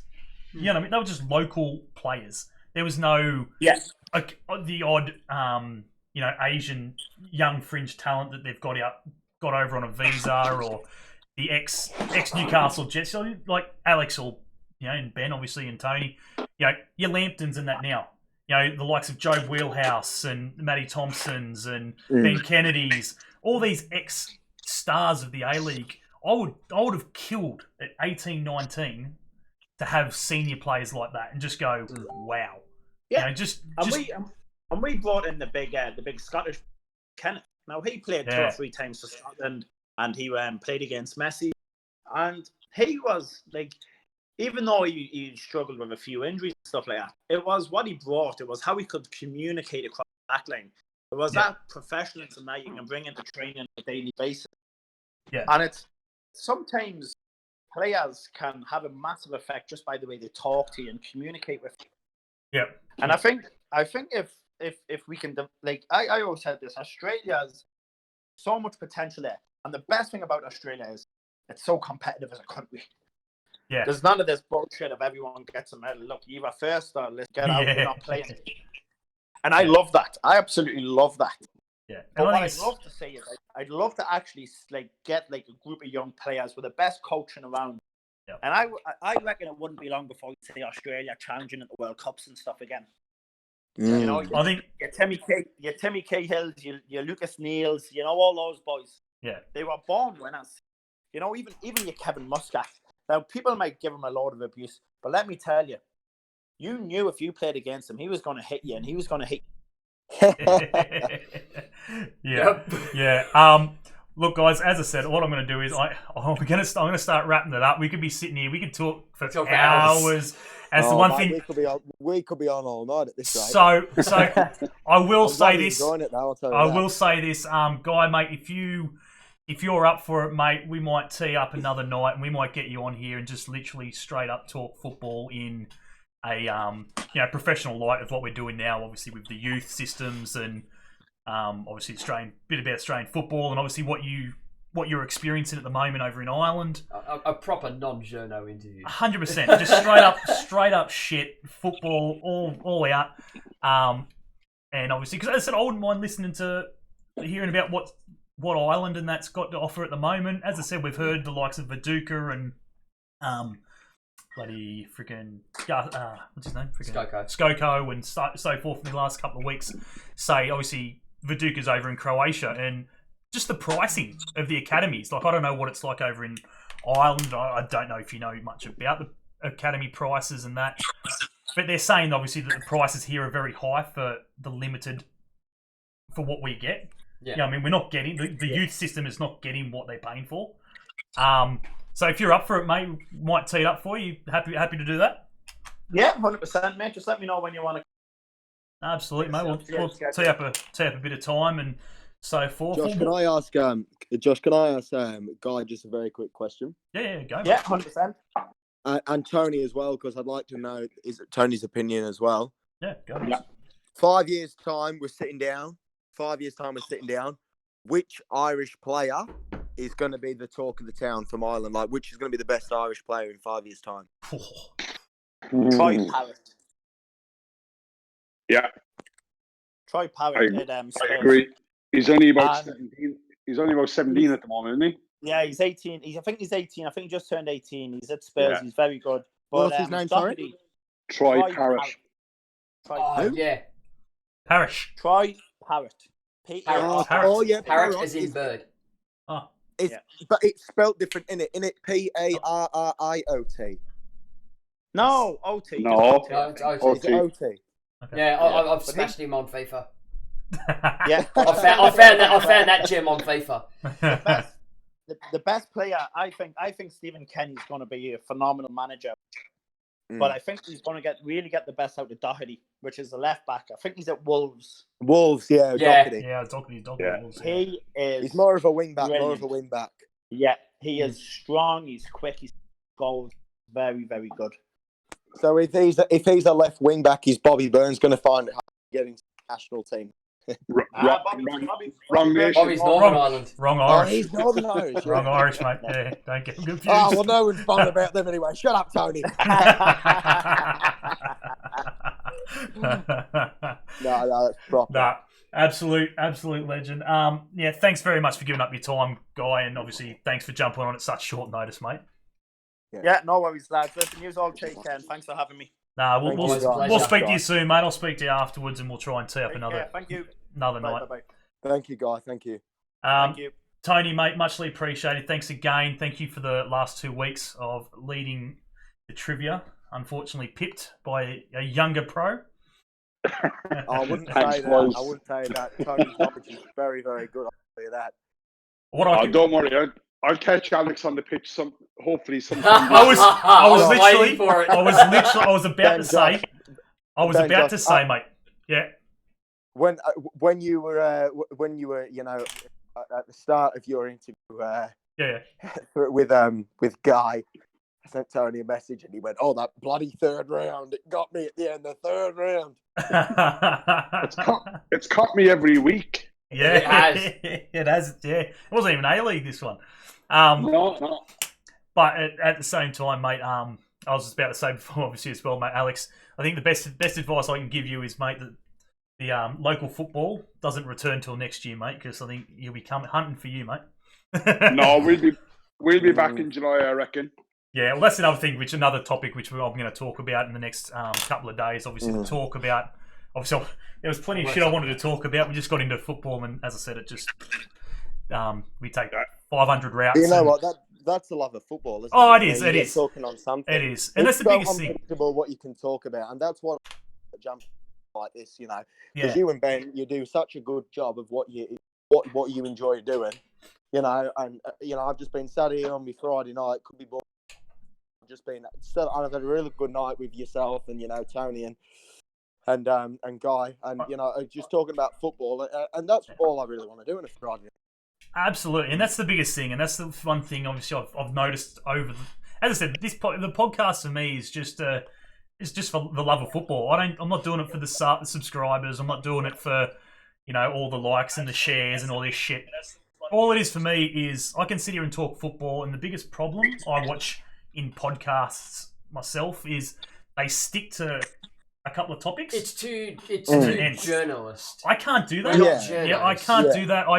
You'll be talking about one thing, and obviously Guy, you know, or yourself or Tony just pops in with bang something, and that just changes everything. It's like, oh well, shit, we'll get back to that. At the end of the in day, an hour, we'll get back to that in an hour. We'll move on. At the end of the day, we're not journos. We're just two blokes that enjoy the sport and the history and the culture and just how want to we know were what it's brought like. up. And we just want to sit and have a yarn, like just talk to sharing somewhat experiences professionals with other people and just get their story, get their thoughts on obviously everything. Obviously, we're lucky enough to have great platforms now where we can speak to people like Guy and obviously Taylor Regan the other night over in Malaysia, Job and everyone else, and just get their insights of what it was actually like, what it's like, and what needs to change. Well, I had a chat with my old man tonight before coming on. And he goes, "Are we in tonight?" And I was like, "Oh, I'm just hopping onto this podcast with the two blokes that showed you last night."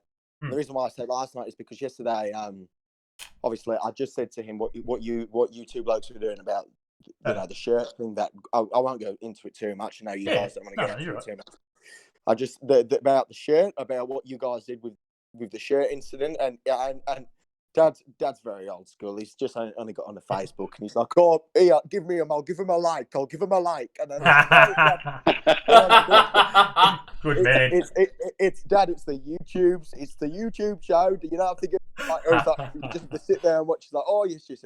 So he's been upstairs and he's been watching the whole stream, and he's just been, you know, giving in his answers. And I went up before and I grabbed a quick beer, and he was like, "How'd you pluck that out your ass?" And I'm like, "Oh, don't get me started." But it's just things like that you know I enjoy and stuff like that. And again, I don't want to, you know, rub your asses, but the thing that I like about it is just the get togetherness, especially at these times as well, where we're so limited on what sport we can watch, not just football, but what sport we can watch. You know, I think the only sport that's going on around the moment, you know, the Belarus League or whatever for up football. the Slutsk, up the Slutsk. It's so good. It's so good what you can guys do on a Friday night. Look, as I said, mate, it's just one of those things. And if I'm not talking to people on stream, I'm sitting at home freaking either talking to you guys or it was texting everybody. It was more pitched as an idea. It's you coming to me going, "Hey, I've got this idea. Do you reckon we could do this?" No, it's brilliant. Yeah, and that's it. Brilliant. And I go, "All right, you do that side," and bringing back to why I do the podcast. Yeah, it's all right, good to sit in a room with a bunch of lads and have a yarn. But the biggest without thing my is, technical knowledge, you wouldn't be doing it. No, 100%, 100%. Or be a lot more basic than what it is now. Don't worry. What's it is called? It's brilliant. But at the end of the day, I can't take all the credit. The biggest credit out of this whole lot is, again, and I say it on nearly every episode that I do, is Laurie McKenna. Without Laurie McKenna, none of this would happen. I wouldn't have the platform to get access to get players and, you know, your Laddie Elites and so forth. I'd have none of that. Even if it's not a direct connection, it's just very much a. Can you sort of steer us in the right direction as to how we can maybe get in contact? Get into contact. Look, at the end of the day, as I said, you know, it's Everything he does for the club is magic. The saddest day in friggin' football is going to be when he leaves our club. And I hope he does it to retire. It doesn't go anywhere else. I hope the club will never be the same. No, it won't. Laurie will never retire, boys. That's yeah. We won't let him. But look, that's the good thing about Laurie. Look, I've known Laurie for the last probably 3 years. Mm-hmm. I remember he had a meeting with somebody inside in Three Bears, and that was my first time meeting him. And ever since then, we've just hit it off, and we've had a great relationship with Laurie and with the Jets, and Three Bears over the last 3 years, and it's been absolutely fantastic. And I'd ring Laurie up for anything, and he'll help you out, and likewise, and that's it. I know he's done a lot for you, and that's the person that he is. He's he's a real community person, and does a lot for Newcastle in general.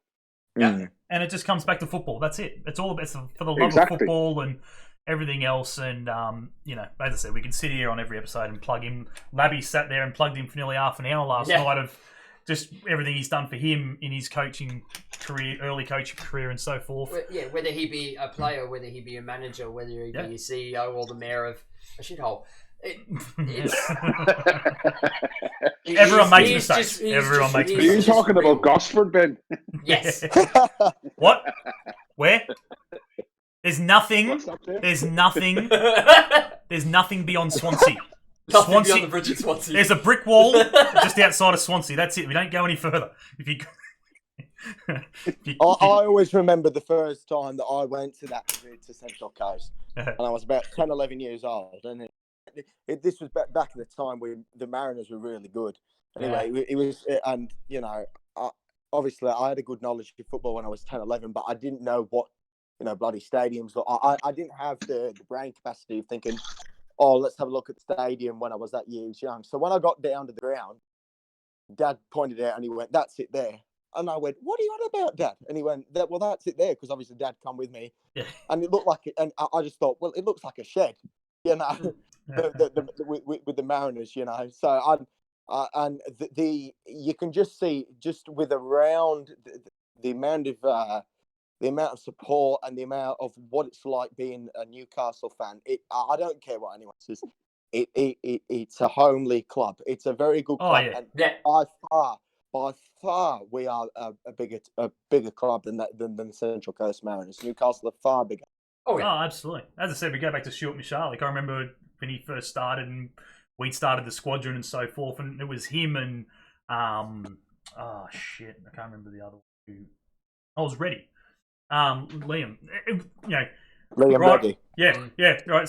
So right when you, I remember when you come down when we played the coast. When you come down and you get past Swansea, always remember we always shit on the south side of Swansea, and that's where the song comes. Always shit on the south side of Swansea, and that and that's the thing, like local boys or Liam.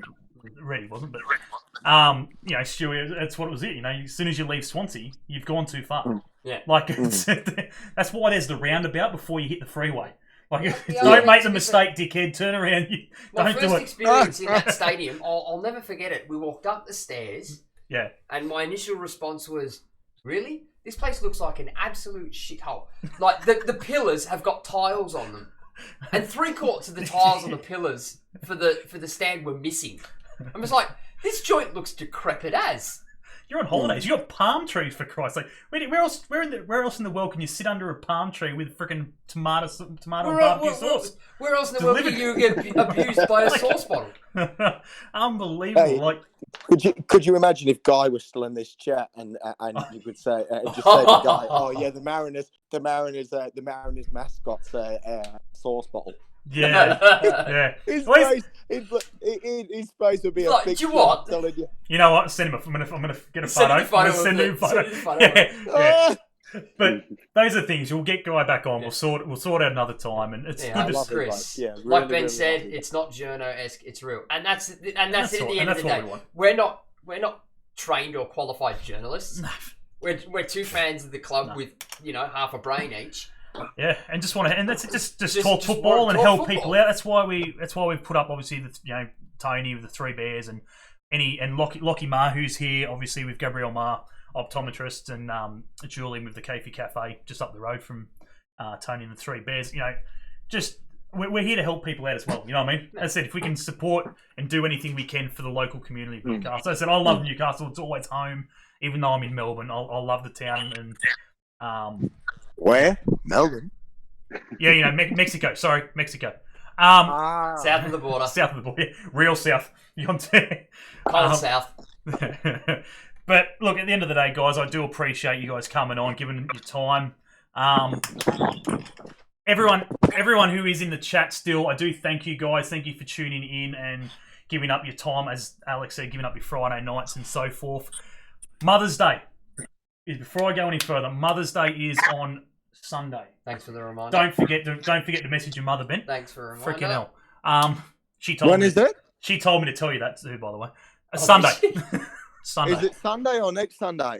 I believe Next Sunday. Next Sunday, yeah? No, next Sunday. Oh, don't Oh, scare me Christ. like that. Next Sunday. I was going to say. I haven't Next got my bloody card yet. Yeah, neither. I'm gonna get two. You've got a week. Get I just said to Tony, I'm going to get some of these pancakes. exactly where I'm going with it. Weekend. Yeah.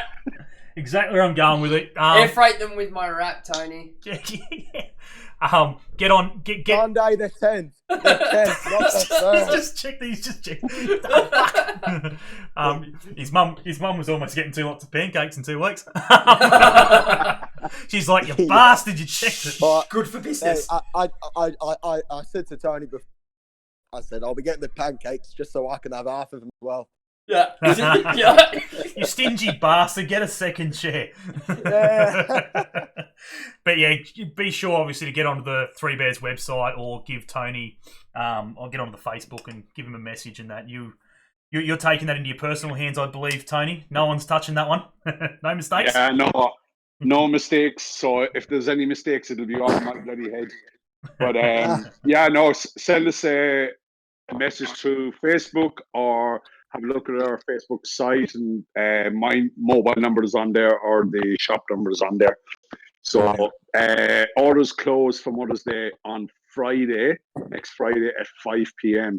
just so I can sort everything out. Well, let's hope it wasn't. Thank Christ it wasn't this Sunday, or I would have already missed it. It's all right, Alex. I look after you. Don't worry, mate. Chris, Yeah, I know, mate. I know. Chris has just jumped in saying, "Will Tony deliver to Windale and Glendale?" He'll probably go to he'll probably go to Glendale. He'll probably go to Glendale. Windale, on the other hand, he might have to meet you on the highway. No, I'll go to both because I'm actually going on the Saturday. I'm going to Gateshead. So, and I live in Katara, so I'm only down the road from Windale. Yeah, that's a big down the road. Three Bears Cafe does not miss the trick. I'll tell you. Mate, tell you what, he was over in Stockton last week. The other week. Yeah. And he went the long way. He even went the long way. Saved the fuel. Used the fuel as well. Far out.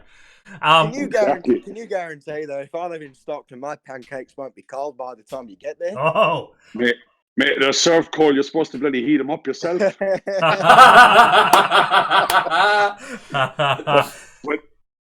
no, we do have actually a heater bag that, in my opinion, the food ends up being delivered hotter than what it does coming out of the kitchen. Yeah. There you go. Chris, mate, there you go. Yes, he will get you. As I said, if you want to just jump on the website, Facebook page, give him a buzz. I've gone bloody hungry now. Yeah, I was thinking the same thing. Like stopping at McDonald's. We don't. Is the pancakes on the all day breakfast? Mate, they aren't pancakes. All day breakfast. They are not pancakes. Oh, I know, but the syrup's gold. You can't beat the syrup. It's good shit. Really good You thing can't about beat it. the Three Bears pancakes, man. What was that, Tony? I said you can't beat the Three Bears pancakes. They're mine McDonald's. That's shite. Oh, That's not Macca's pancakes, mate. They aren't pancakes. yeah. But how hot does the hot bag last? If we give you some money to get another hot bag and then send it down, and then air freight it down, does the hot bag go cold? Do you want me to do a test and go down to Melbourne by road? Yeah. what is That's this all right, like mate. at We've the got pub? plenty of place for you to stitch you up for the night. Pardon? See, this is what I mean. This is what I mean. We've gone from professional football to talking about pancakes. I'm trying to get off the freaking air. I'm trying to. No, his wife's trying to get him off again. Nah, she's asleep. She's gone. She's gone to bed. I'll be going home playing PlayStation or something. Mine might want to get out of the bedroom. But yeah, look, we're going to leave it there. We are going to wrap it up. Thank you again, guys, for jumping on. It's muchly appreciated. As I said, one last time, be sure to go over to the Three Bears. And as I said, don't have to worry about Mother's Day going through the week. Laurie's there every Monday morning getting his wrap. So Monday morning's a good spot if you want to catch up with Laurie. He'll be there every Monday. Alex, mate, muchly appreciated. Whatever you're doing, hopefully the football gets back so you can get back to your youngsters and obviously tear up the youth NPL. Honestly, yeah, what is it, 14s? Lads, honestly. 14s? 15s? 13s. There you go, young 13s, where it all begins. No, really appreciate it, lads. Too easy, mate. We'll get you back on. We'll tee up another one. Couple of the parents that next. Couple of the parents that are watching tonight, they messaged me and said that they had a blast with their kids tonight. So if that sorts their Friday night out, then that's what it's all about. As I said, it is. Sit down, have a bit of a laugh with the kids, really good. Talk a bit of football. About football in general, innit? Just get a fix.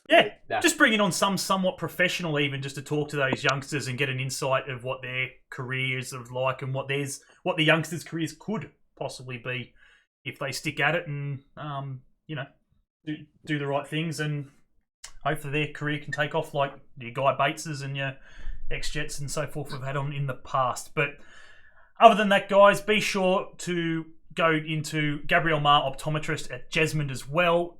For any of your eye care plus, any glasses or eye testing and so forth, they do excel in kids. Speaking of kids, they do take their pride in obviously getting the kids' eyes tested, making sure that they're looked after.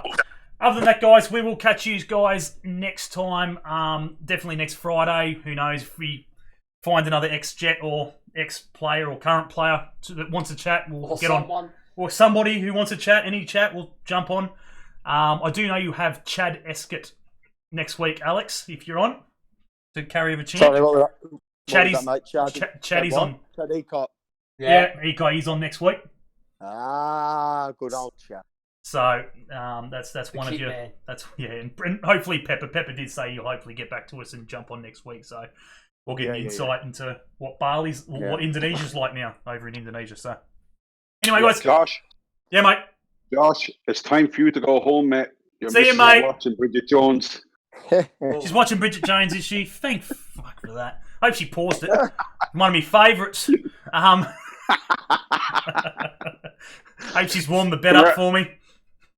Come here, thank you very much for the last 3 weeks. It's been a blast. Nah, anytime, mate. An absolute pleasure. Anytime you want on, mate. And yeah, we'll speak to you guys soon. As always, we hate Coast Scum. See you guys.